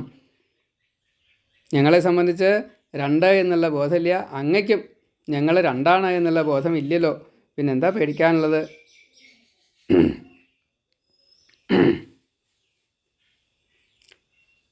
ഞങ്ങൾക്കും അതേപോലെ തന്നെ ഈ ത്രിമൂർത്തി ഭേദമില്ലാത്തതുപോലെ തന്നെ തീർത്ഥങ്ങൾ, ക്ഷേത്രങ്ങൾ, ഗംഗ, അഷ്ടപാലകർ, പൂജാവ്രതം, ദാനം, കാലം കുറേയേറെ ചെയ്യണം, സദ്ഫലം നേടാൻ മഹാമുനെ, ക്ഷിപ്രഫലം കിട്ടും സത്സംഗലബ്ധിയാൽ. എത്രയോ ഭക്തന്മാർ തീർത്ഥാടനമായിട്ടോ അനവധി കാലത്ത് തപസ്സായിട്ടോ മറ്റ് പലതുകളും ദാനവ്രത ഹോമാദികൾ പലതും ചെയ്യണം. അതിനേക്കാട്ടിലൊക്കെ എത്രയോ കൂടുതൽ എളുപ്പമായിട്ട് ഈ സത്സംഗത്തിൻ്റെ അനുഗ്രഹമായിട്ട് വെറുതെ കണ്ടാൽ മതി, വെറുതെ എന്തെങ്കിലും സേവിച്ചാൽ മതി, ഒന്ന് പ്രദക്ഷിണം വെച്ച് നമസ്കരിച്ചാൽ മതി, വേണ്ട നടന്നു പോയതിൻ്റെ അവിടുത്തെ ഒരു തീരെ മണ്ണെടുത്തിട്ട് തലയിൽ വെച്ചാൽ മതി. സത്സംഗലബ്ധി കൊണ്ട് എല്ലാം കിട്ടും. ഞാനും അതിന് വേണ്ടിയിട്ടാണ് ഇവിടെ വന്നത്. ഞാനല്ല കേട്ടോ, ഞാനുണ്ട്, പാർവതിയുണ്ട് ഒപ്പം വന്നത്. എന്തിനു വേണ്ടിയിട്ടാണ്? ഇത് കിട്ടാൻ വേണ്ടിയിട്ടാണ്.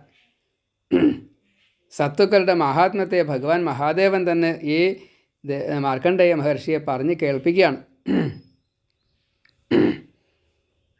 മറ്റെന്ത് പൂജ ചെയ്തിട്ടെന്താ കാര്യം? സ്വാധ്യായം, പൂജ, സമാധി, ഇതൊക്കെ അനുഗ്രഹം നേടാൻ വേണ്ടിയിട്ട് പലരും ചെയ്യുന്നത് തന്നെ. അതിനേക്കാൾ കൂടുതൽ ഇതേപോലെയുള്ള പ്രാർത്ഥനയോടുകൂടി ഇരിക്കുന്ന ഈ മഹാഋഷിയെ ഞാൻ അങ്ങോട്ട് നമസ്കരിക്കാട്ടോ എന്നാ. ലോകോപകാരി ദ്വിജർക്കു നമോ നമ. മഹാദേവൻ ഇങ്ങോട്ട് ഈ മഹർഷിയെ നമസ്കരിച്ചേ. ബ്രഹ്മജ്ഞനാം മാർക്കണ്ഡേയ മഹാമുനെ, അങ്ങയെ കണ്ടു നമിച്ചു വധിക്കയാൽ ഞങ്ങളും ശുദ്ധരായി ലോകവും സത്തമ എന്നുള്ള ധർമ്മരഹസ്യമോദി ശിവൻ. ഇപ്പോൾ ഞാൻ അങ്ങയെ നമസ്കരിച്ചപ്പോൾ എന്നെ പ്രാർത്ഥിക്കുന്നതായിട്ടുള്ള എത്രയോ, എന്നെ തപസ് ചെയ്യുന്നതായിട്ട് എത്രയോ ഭക്തന്മാരുണ്ട്.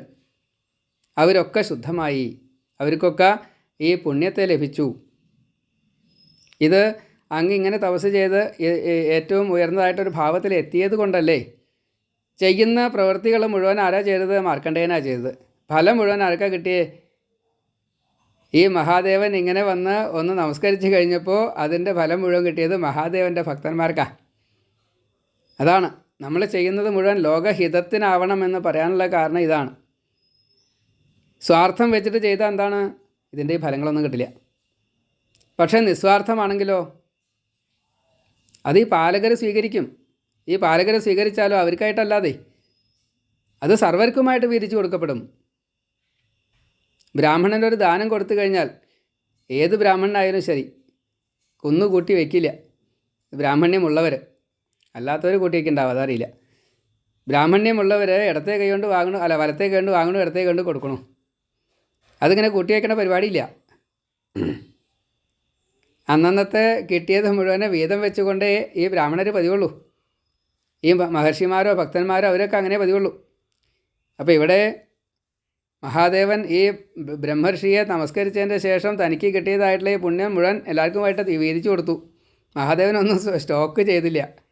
അങ്ങേപ്പോലെ ഉള്ളവരുണ്ടെങ്കിൽ മാത്രമേ ഞങ്ങളുള്ളൂ. ആ രഹസ്യത്തെ, ദേവരഹസ്യം അതെ, അതാണ് മാർക്കണ്ഡേയനോട് പറഞ്ഞതേ. അത് കേട്ടു. ഇതൊക്കെ എന്നെ കേൾക്കുമ്പോൾ ഞാൻ എന്താ ഇതുവരെ ചെയ്ത് ഈ തിരുനാമം ചോദിച്ചു. കാട്ടിലാണല്ലോ, പരമാവധി എന്താ കൊടുത്തുണ്ടാവുക? പൂക്കളോ വെള്ളമോ, അതല്ലെങ്കിൽ വല്ല വരിനെല്ലരിയോ, അല്ലെങ്കിൽ വല്ല കായോ ഫലോ, ഇതൊക്കെയാണ് കൊടുത്തുണ്ടാവേ. നിസ്സാരമായിട്ടുള്ള അവിലിന് സ്വർഗത്തേക്കാൾ കൂടുതൽ കൊടുത്ത മഹാവിഷ്ണുവിൻ്റെ കൃഷ്ണസ്വരൂപം പോലെ തന്നെ ഞാൻ ഇതുവരെ എന്താ ചെയ്തത് ഈ 6 മന്വന്തര കാലം എന്ന് പറയണു. കണക്കൊക്കെ ഉണ്ടെന്ന് നിശ്ചല. കൊടുത്തത് ഇത്രയേ ഉള്ളൂ എന്തായാലും. പക്ഷേ കിട്ടിയതോ ഈ മഹാദേവൻ്റെ അനുഗ്രഹം, ഈ അമൃതവാണി. ഇത് കേൾക്കാൻ സാധിച്ചില്ലേ? പ്രളയത്തിൽ മുങ്ങിയുള്ള ദുഃഖങ്ങളൊക്കെ മറന്നു കിട്ടോ മഹാദേവൻ്റെ ഈ വാക്ക് കേട്ടപ്പോളേ. എന്നാൽ പ്രളയം കഴിഞ്ഞതിൻ്റെ ശേഷം ഈ ദുഃഖങ്ങളൊക്കെ മറന്നതിൻ്റെ ശേഷം ആദ്യം വിഷ്ണു വരെ അനുഗ്രഹിക്കുകയൊന്നും ഉണ്ടായില്ലേ. മഹാവിഷ്ണുവിനെ ദിവസം ചെയ്തപ്പോൾ വന്നതാരാ? മഹാദേവനാ. വന്നിട്ട് പറഞ്ഞത് എന്താ? അങ്ങാണ് എന്നേക്കാൾ മീതേന്നാ. അപ്പോൾ ഇവിടെ ചെയ്തതെന്താ? ഭഗവാനെ ആശ്രയിക്കുക എന്ന ഒരേ ഒരു കാര്യം ചെയ്തിട്ടുള്ളൂ മാർക്കണ്ഡേയനെ. പക്ഷേ ആശ്രയിച്ചത് ഇങ്ങോട്ടാണോ എന്നതായി സംശയം. മഹർഷിക്ക് വളരെയധികം മനസ്സന്തോഷം തോന്നി. ഭഗവാന്റെ ലീലകളോ മഹാദേവൻ്റെ ലീലകളോ മഹാദേവിയുടെ ലീലകളോ, പാർവതി ഒപ്പം നിൽക്കണ്ടേ, പവതി ഇതി പാർവതി എന്നാ. ആർക്കാ അറിയാൻ സാധിക്കുക? പൂർണ്ണമായിട്ട് ആർക്കും അറിയാൻ സാധിക്കില്ല. അതുകൊണ്ട് അങ്ങേ ഇതാ ഞാൻ വീണ്ടും നമസ്കരിക്കണു. ഏതൊക്കെ തരത്തിലാണോ അങ്ങയെ നമസ്കരിക്കേണ്ടത് ഈ മഹാദേവനോട് പറയുകയാണ്. അങ്ങ് സൃഷ്ടിസ്ഥിതിയാദികളെല്ലാം ചെയ്യുന്നത് അങ്ങല്ലേ ഭഗവാനെ. എന്താ നിങ്ങൾ തമ്മിൽ വ്യത്യാസമുള്ളത്? യാതൊരു വ്യത്യാസവുമില്ല. അങ്ങ് കാണിക്കുന്നതായിട്ടുള്ള ഓരോ ലീലകളും ഇന്ദ്രജാലം കാട്ടും മായയാൽ ശ്രീഹരി വീക്ഷിക്കും സാക്ഷിയായി എന്നും സദാശിവൻ മുഗുണത്താൽ പല ലീലകൾ കാട്ടിയും അജ്ഞരെ മുക്കുന്നു മുഗുണമുക്തിതൻ. അത്രയേ ഉള്ളൂ. ഭഗവാൻ ഒരു രൂപത്തിൽ അത് 3 ആവണു, ചിലപ്പോൾ അതിലും കൂടുതലാവണു, പലതും കാണിക്കണു. ഞങ്ങളെപ്പോലെയുള്ളവർ വേണ്ടത്ര ജ്ഞാനമില്ലാത്തത് കൊണ്ട് ഭഗവാനെ ആശ്രയിക്കുമ്പോൾ എന്തെങ്കിലും പിഴവ് സംഭവിക്കുന്നുണ്ടോ? വീണ്ടും സംശയമാവുകയാണ്, ചോദിക്കുകയാണ്. കണ്ടത് പലതൊക്കെ. ആനന്ദരൂപ അറിയുന്നു ഞാൻ ശിവ. എന്താ അറിയുന്നത്? ഇപ്പോൾ കണ്ടത് മുഴുവൻ സ്വപ്നമാണ്. എത്രയേ ഉള്ളൂ. ഈ വലിയ പ്രളയത്തിലേ മുങ്ങിക്കിടന്നത് എത്രയോ കാലം എന്തെല്ലാം അവിടെ ഉപദ്രവങ്ങളുണ്ടായിരുന്നു അറിയോ? വിസ്തരിച്ചിട്ടില്ല എന്നേ ഉള്ളൂ. ഈ തിമി തൊട്ടുള്ള പലതും എന്തൊക്കെയോ ചെയ്തിട്ടുണ്ട്. ഭഗവാനെ പോലെയുള്ള എല്ലാവരെയും എപ്പോഴും അനുഗ്രഹശീലം, അതായത് ശീലമായിട്ട് വരിക. അങ്ങനെയുള്ളവരെ ആശ്രയിക്കാൻ സാധിച്ചുവല്ലോ എന്നല്ലേ എൻ്റെ ഈ ജന്മത്തിൻ്റെ പുണ്യമായിട്ട് ഞാൻ കണക്കാക്കേണ്ടത്. അതുകൊണ്ട് ഭഗവാനെ മഹാദേവ അങ്ങയെ ഞാൻ എന്താ നമസ്കരിക്കുന്നു. ശങ്കരാ പാഹി മാം സർവവ്യാപീ ഭവാൻ ബ്രഹ്മം സദാശിവൻ ശംഭോ നമോ നമ. പാപഹാരി നേരിൽ ദർശനമേകിയാൽ വേറെ വരം വേണ്ട ഭക്തി തരേണമേ. വരം എന്താ വേണ്ട ചോദിച്ചേ? എന്ത് വരം? എനിക്ക് വരമൊന്നും വേണ്ട. മഹാവിഷ്ണു വന്നിട്ട് വരം ചോദിച്ചിട്ടില്ല. മഹാദേവൻ വന്നിട്ട് വീണ്ടും വരം ചോദിക്കുകയെ. ഇനി എന്തിനാത്? അങ്ങനെ ഒരു വിഷയം അത് ചിന്തിച്ചിട്ടില്ല. അങ്ങനെ ഒരു വിഷയമില്ല. പക്ഷേ പറഞ്ഞു, ശിവം ശിവകരം ശാന്തം ശിവമാർഗപ്രണേതാരം. അതുകൊണ്ട് ഭഗവാനെ എനിക്ക് ആ മാർഗത്തെ ഒന്ന് പറഞ്ഞു തരണം കേട്ടോ. യഥാർത്ഥത്തിലുള്ള ഭക്തി ഉണ്ടെങ്കിൽ മാത്രമേ ഈ ജ്ഞാനം പ്രയോജനപ്പെടുള്ളൂ. അപ്പം അതുകൊണ്ട് അങ്ങയിൽ ഭക്തരിൽ നിത്യൻ ഹരിയിലും എന്നും അചഞ്ചല ഭക്തി തരേണമേ. വേറൊന്നും വേണ്ട. അങ്ങിൽ ഭക്തി ഉണ്ടാവണം മഹാദേവൻ്റെ സംഹാര രൂപത്തിൽ. എന്താ അത്? എല്ലാവരെയും ലയിപ്പിക്കുകയല്ലേ, എന്നെയും വേഗം ലയിപ്പിക്കണം കേട്ടോ എന്ന്. അതേപോലെ എല്ലാ പാപങ്ങളെയും ഹരിക്കുന്നതായിട്ടുള്ള ആ ഹരിയിൽ, അല്ലാണ്ട് പാലകെന്നോ രക്ഷകെന്നോ അതൊന്നല്ല. എനിക്കും ഇതേപോലെ എന്തെങ്കിലും പാപങ്ങൾ ഉണ്ടായിണ്ടാവും. അതുകൊണ്ടാണ് മായ കാണണം തോന്നിയത്. അതുകൊണ്ടാണ് മായ എന്നെ കാണിച്ചത്. അപ്പോൾ അതുകൊണ്ട് ഇനി അങ്ങനെ ഒന്ന് തോന്നരുത്. ആ ഹരിയിലും എനിക്ക് ഭക്തി ഉണ്ടാവണം. ഇങ്ങനെ ഭക്തി ചോദിച്ചു കഴിഞ്ഞപ്പോൾ ശിവൻ കുടുങ്ങി. ശിവൻ എന്താ പറഞ്ഞറിയോ? അങ്ങ് സ്വതവേ തന്നെ ഭക്തനാണ്, അതുകൊണ്ടല്ലേ ഞങ്ങളിങ്ങനെ മാറി മാറി വരണത്. ഓരോ തവണ വന്നപ്പോഴും ഞാൻ തന്നെ അങ്ങനെ അനുഗ്രഹിച്ചിട്ടാണല്ലോ അങ്ങോട്ട് വിട്ടത്. ജനിപ്പിച്ചത് തന്നെ അങ്ങനെയാണ്. അത് കഴിഞ്ഞ് അന്തകനെ ഇല്ലാണ്ടാക്കി, മരണത്തിൽ നിന്ന് രക്ഷിച്ചു, വീണ്ടും തപസ് ചെയ്യാൻ അനുഗ്രഹിച്ചു. അതുകൊണ്ട് മഹാവിഷ്ണുവിനെ കണ്ടു. ഇപ്പോൾ ഇതാ ഞാൻ വീണ്ടും അങ്ങയുടെ മുമ്പിൽ എത്തിയിരിക്കുന്നു. അങ്ങയ്ക്ക് ഭക്തി ഉണ്ടേ, അപ്പോൾ അതെനിക്ക് തരാൻ നിവൃത്തിയില്ല, കാരണം ഇപ്പോൾ ആൾറെഡി ഉണ്ട്. പിന്നെയോ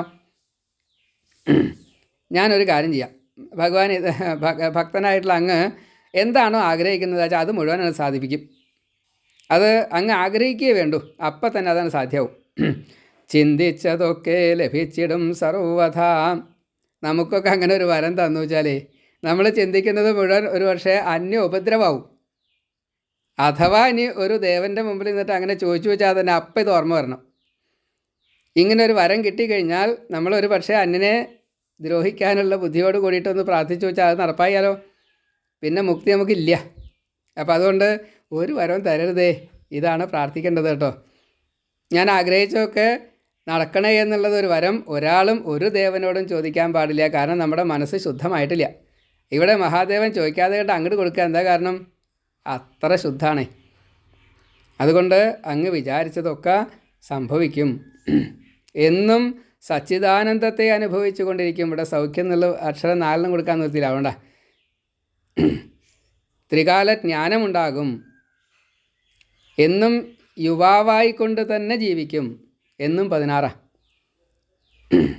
മഹാവിഷ്ണു, മഹാദേവൻ, ശ്രീശുഖ ബ്രഹ്മർഷി, മാർക്കണ്ഡേയൻ, സനകാദികളായപ്പോഴേക്ക് എന്നും 5 വയസ്സേ ഉള്ളൂ. ഇവിടെ എന്നും 16. എന്നും യുവാവായിട്ട്, ചിരഞ്ജീവിയായിട്ട്, വൈരാഗ്യത്തോട് കൂടിയിട്ട്, ജ്ഞാനവിജ്ഞാനത്തോട് കൂടിയിട്ട്, ബ്രഹ്മ തേജസ്സോട് കൂടിയിട്ട് എത്രയൊക്കെയാണ് കൊടുക്കേണ്ടത് ചോദിച്ചാൽ നിശ്ചയില്ല. എല്ലാവരെക്കാട്ടിലും സാധാരണ നമ്മളൊരു പുരാണ ആചാര്യന്മാരെന്നുള്ളൊരു കണക്കുണ്ട്. അതിൻ്റെ മീതെയാണ് ഈ മാർക്കണ്ഡേയൻ്റെ സ്ഥാനെ. അങ്ങനെ അനുഗ്രഹിച്ചു. എന്നിട്ടോ നന്നായിട്ട് തന്നെ വരങ്ങളൊക്കെ സ്വീകരിച്ചു. അങ്ങോട്ടും ഇങ്ങോട്ടുമുള്ള ഈ കൊടുക്കൽ വാങ്ങലുകൾ നടത്തി. 2 പേരും കൂടിയിട്ട് പാർവതിക്കൊപ്പം പരമേശ്വരൻ തഥാ പരമേകി മാഞ്ഞുപോയി ഭഗവാൻ പറഞ്ഞു. എന്നാൽ ഈ ഇദ്ദേഹത്തിന് എന്തെങ്കിലും മാറ്റമുണ്ടോ? ഒരു മാറ്റമില്ല കേട്ടോ. ആ ഭഗവാനെ പോയ സ്ഥിതിക്ക് നോക്കിയിട്ട് ഒന്നുകൂടി നമസ്കരിച്ചു. മഹാവിഷ്ണുവിനെ ആദ്യം നമസ്കരിച്ചു. ധന്യൻ മുനി ഭക്തൻ ഭാർഗവ വംശജൻ, ഭൃഗുകുലത്തിൽ പിറന്നതായിട്ടുള്ള ഈ മൃഗണ്ടുവിൻ്റെ പുത്രനായിട്ടുള്ള മാർക്കണ്ഡേയൻ എല്ലാ അർത്ഥത്തിലും പരമയോഗിയായിക്കൊണ്ട്, നിസ്സംഗനായിക്കൊണ്ട്, ആനന്ദയുക്തനായിക്കൊണ്ട്, ഒരു മോഹവും ദേഹം എന്നുള്ള രീതിയിലുള്ള ഒരു മോഹവും ഇല്ലാതെ കണ്ട് ബ്രഹ്മത്തിൽ തന്നെ ലീനനായിക്കൊണ്ട്, അലക്ഷ്യസഞ്ചാരിയായിക്കൊണ്ട്, ഭഗവാനെ മാത്രം കണ്ടുകൊണ്ട് ശിഷ്ടകാലം അതേ പർവ്വതത്തിൽ, അതേ പാറയിൽ, ചിത്രശിലയിൽ ഇന്നും വസിക്കുന്നു, എന്നും വസിക്കും. എത്ര കാലം? ഈ കൽപ്പം കഴിയുന്നതുവരെ. ബ്രഹ്മാവിൻ്റെ ഒരു കൽപ്പം 1000 ചതുർയുഗ. ഈ 1000 ചതുർയുഗം വരെ നമുക്കൊന്നും കാണാൻ പറ്റില്ല. ഭഗവാന് രൂപമില്ല. ഭഗവാൻ തന്നെയാണ് ഈ മാർക്കണ്ഡേയനെ. ആ ഋഷിക്ക് രൂപമില്ല, കാണാൻ പറ്റില്ല. എല്ലാ ദിക്കിലേക്കും അതായത് മനോവേഗത്തിൽ ചെല്ലുക എന്നുള്ളൊരു ധാരണയിലുണ്ടല്ലോ. ആ രീതിയിൽ തന്നെ എവിടെയാണോ ഒരു ഭഗവത് കഥ പറയുന്നത്, അല്ലെങ്കിൽ എവിടെയാണോ ഒരു ഭഗവാനെ പൂജിക്കുന്നത്, അവിടെ ഈ ഋഷിമാരൊക്കെ വരുന്ന സങ്കല്പം. അതുകൊണ്ട് ഇങ്ങനെയുള്ള സന്ദർഭങ്ങളിൽ എപ്പോഴും മനസ്സിങ്ങനെ ലീനമായിരുന്നു കൊണ്ട് ഭഗവാനെ ആശ്രയിക്കുക. അതിനൊരു ഉപാധിയായിട്ട് ഏതായാലും വേണ്ടില്ല. പൂജാച്ചാൽ പൂജ, ദാനാച്ചാൽ ദാനം, ഇങ്ങനെയുള്ള പാരായണാദികളാച്ചാൽ അത്, കഥ കേൾക്കലാച്ചാൽ അത്. അതിൽ ലീനഭാവമുണ്ടെങ്കിൽ ഇങ്ങനെയുള്ള മഹർഷിമാരൊക്കെ അവിടെ എത്തിയിരിക്കും. അവരെല്ലാവരും ഈ അനുഗ്രഹം കൊടുക്കുകയും ചെയ്യും. സൂതൻ പറയാം, ഇങ്ങനെ മാർക്കണ്ഡേയ കഥ, ഭഗവാന്റെ ഈ ഭക്തൻ്റെ ഈ ഭഗവാനെ കാണൽ, അത് അങ്ങനെ ഒരു പ്രളയം ഉണ്ടായിട്ടില്ല. അങ്ങനെ വേറെ ഒരു തരത്തിൽ വെള്ളപ്പൊക്കമല്ലാതെ കൊണ്ട് മറ്റൊരു തരത്തിലുള്ള യാതൊന്നും അവിടെ സംഭവിച്ചിട്ടില്ല. എങ്കിലും അത് വാസ്തവമല്ലാത്ത ഈ പ്രപഞ്ചം, വാസ്തവമല്ലാത്ത ഒരു പ്രളയത്തെ കാണിച്ചു തന്നേ ഉള്ളൂ. ഒരു ഭക്തൻ്റെ ഒരാവശ്യത്തെ ഭഗവാൻ ഇപ്രകാരത്തിൽ കാണിച്ചു കൊടുത്തു. ഇങ്ങനെ അജ്ഞാനത്തെ തീർക്കാൻ കഥകൾ ധാരാളമുണ്ട്. പുരാണങ്ങളിൽ പലതും. ഈ പുരാണം മാർക്കണ്ഡേയ പുരാണം എന്ന രീതിയിൽ പ്രത്യേകമായിട്ടുള്ളൊരു പുരാണമാണ്. അങ്ങനെയുള്ള ആ കഥയും ഇതായിപ്പോൾ ഞാൻ നിങ്ങളോട് പറഞ്ഞിരിക്കുന്നു. ഇനി എന്താണ് അവിടത്തേക്ക് കേൾക്കേണ്ടത് എന്ന് ചോദിക്കുന്നു. ഭാഗവതത്തെക്കുറിച്ച് വിസ്തരിച്ച് പറഞ്ഞുകൊണ്ടിരിക്കുകയാണ്. 18 പുരാണങ്ങളുടെയും സാരം മുഴുവനെ ഈ ഭാഗവതത്തിൽ ചേർത്തിട്ടുണ്ട്. അപ്പോൾ മത്സ്യപുരാണം ഒരു അധ്യായത്തെ കൊണ്ട് പറഞ്ഞു. മാർക്കണ്ഡേയ പുരാണം പരീക്ഷിത് മഹാരാജാവ് മുക്തനായതിൻ്റെ ശേഷം 3 അധ്യായങ്ങളെ കൊണ്ട് പറഞ്ഞു. ഓരോ പുരാണത്തിലെയും ഓരോ കഥകൾ, അല്ലെങ്കിൽ ഓരോ പുരാണത്തെയും അത് ഇന്ന പുരാണമെന്നൊന്നും പറഞ്ഞിട്ടില്ല. എന്തായാലും ആ കഥകളൊക്കെ ഇത് വിഷ്ണു പുരാണം തന്നെയാണ് എന്ന് 3ഉം 4ഉം സ്കന്ധങ്ങളെ കൊണ്ട് നമുക്ക് പറഞ്ഞു തന്നു. വിതുര മൈത്രേയ സംവാദത്തിൽ അവിടെ ഭഗവാൻ ഈ മൈത്രേയ മഹർഷിക്ക് പരാശരനാണ് പറഞ്ഞു കൊടുക്കുന്നത്. പരാശരനും വിഷ്ണുവംശമാണ്, മൈത്രേയനും വിഷ്ണുവംശമാണ്. അങ്ങോട്ടും ഇങ്ങോട്ടുള്ള ഭക്തന്മാർ തമ്മിലുള്ള സംവാദമായിട്ടാണ് അവിടെ വിഷ്ണു പുരാണത്തെ പറഞ്ഞത്. അപ്പോൾ ഭഗവാൻ തന്നെ അത് പറയണം എന്ന രീതിയിൽ, ഭഗവാൻ തന്നെ അത് കേൾക്കണം എന്ന രീതിയിലൊരു മോഹമുണ്ടായി. അതുകൊണ്ടാണ് ശ്രീമദ് ഭാഗവതം ഇപ്രകാരത്തിൽ വ്യാസനാൽ തന്നെ രണ്ടാമത് ഉണ്ടാക്കാൻ കാരണം. അങ്ങനെ കേട്ടതും പറഞ്ഞതും പരമഭക്തനായിട്ടുള്ള പരീക്ഷിത്തും ഭഗവാൻ തന്നെയായിട്ടുള്ള ശ്രീശുക ബ്രഹ്മർഷിയും ഇങ്ങനെയാണ്. അപ്പോൾ ആ ഒരു ഓരോ പുരാണങ്ങൾക്കും അതിൻ്റേതായ മഹത്വങ്ങളുണ്ട്. അതൊക്കെ ഇതിൽ ചേർക്കുകയും ചെയ്തു. ഇനി ഓരോ സ്കന്ധങ്ങളെക്കുറിച്ച്, ഓരോ സ്കന്ധത്തിലുള്ള പ്രതിപാദ്യങ്ങളെക്കുറിച്ച്, അതിൻ്റെ ലക്ഷണങ്ങളെക്കുറിച്ച്, അതേപോലെ അതിൽ പറഞ്ഞതായിട്ടുള്ള കഥകളും അതിൻ്റെ എന്താണ് പറയുക, പോയിൻറ്റ്സ് എന്ന് പറയില്ലേ, അതിൻ്റെ മർമ്മവും അതെല്ലാം കൂട്ടിച്ചേർത്തുകൊണ്ട് ഇതേ ഭഗവാൻ തന്നെ സദാസമയത്തും ഈ പ്രപഞ്ചനാഥനായിക്കൊണ്ട് സൂര്യനോടൊപ്പം 11 സൂര്യന്മാർ, ഈ 11 സൂര്യന്മാരോടൊപ്പം 6 ഗണത്തിൽപ്പെട്ടതായിട്ടുള്ള രൂപത്തിൽ നമ്മെ അനുഗ്രഹിക്കുന്നതായിട്ടുള്ള ഒരു അധ്യായമാണ് അടുത്ത അധ്യായത്തിൽ നമുക്ക് പറഞ്ഞത്. 12 രാശികളിലായിട്ട് 6 ഗണത്തോട് കൂടിയിട്ട് എന്നും ഈ രൂപം മുഴുവൻ, അതായത് ഈ ഭാവങ്ങൾ മുഴുവൻ വേണം. എന്നാലാണ് ഈ ജീവിതം നമുക്കും പ്രാരബ്ധം തീർക്കാനായിട്ട് ഉപയോഗിക്കാനേ സാധിക്കുള്ളൂ. അപ്പോൾ അത് ഇങ്ങനെയാണ് രക്ഷിക്കുന്നത് എന്ന് ആദിത്യവ്യൂഹ വർണ്ണന എന്ന പേരിൽ ഒരു അധ്യായം കൂടി പറഞ്ഞതിൻ്റെ ശേഷമാണ് ഈ സംഗ്രഹാധ്യായത്തെ നമുക്ക് പറഞ്ഞു തരുന്നത്. നമ്മൾ ഒടുക്കം വായിച്ചതായിട്ടുള്ള ബ്രഹ്മോപദേശത്തെ കൂടി ഒന്ന് സ്മരിച്ചിട്ട് ഈ ഒടുക്കത്തെ അധ്യായത്തിലേക്ക് ശങ്കരേട്ടൻ വരും. ബ്രഹ്മോപദേശം എന്നത് ഭാഗവതത്തിൻ്റെ ഒരു ഘട്ടം കഴിഞ്ഞപ്പോഴാണ്, പരമ്പരയെ കൂടെ പറഞ്ഞതിൻ്റെ ശേഷമാണ്, ഇനി ആരൊക്കെ ഭരിക്കും എന്നൊക്കെ പറഞ്ഞതിൻ്റെ ശേഷമാണ് ശ്രീ ശുകബ്രഹ്മർഷി പോയുള്ളൂ.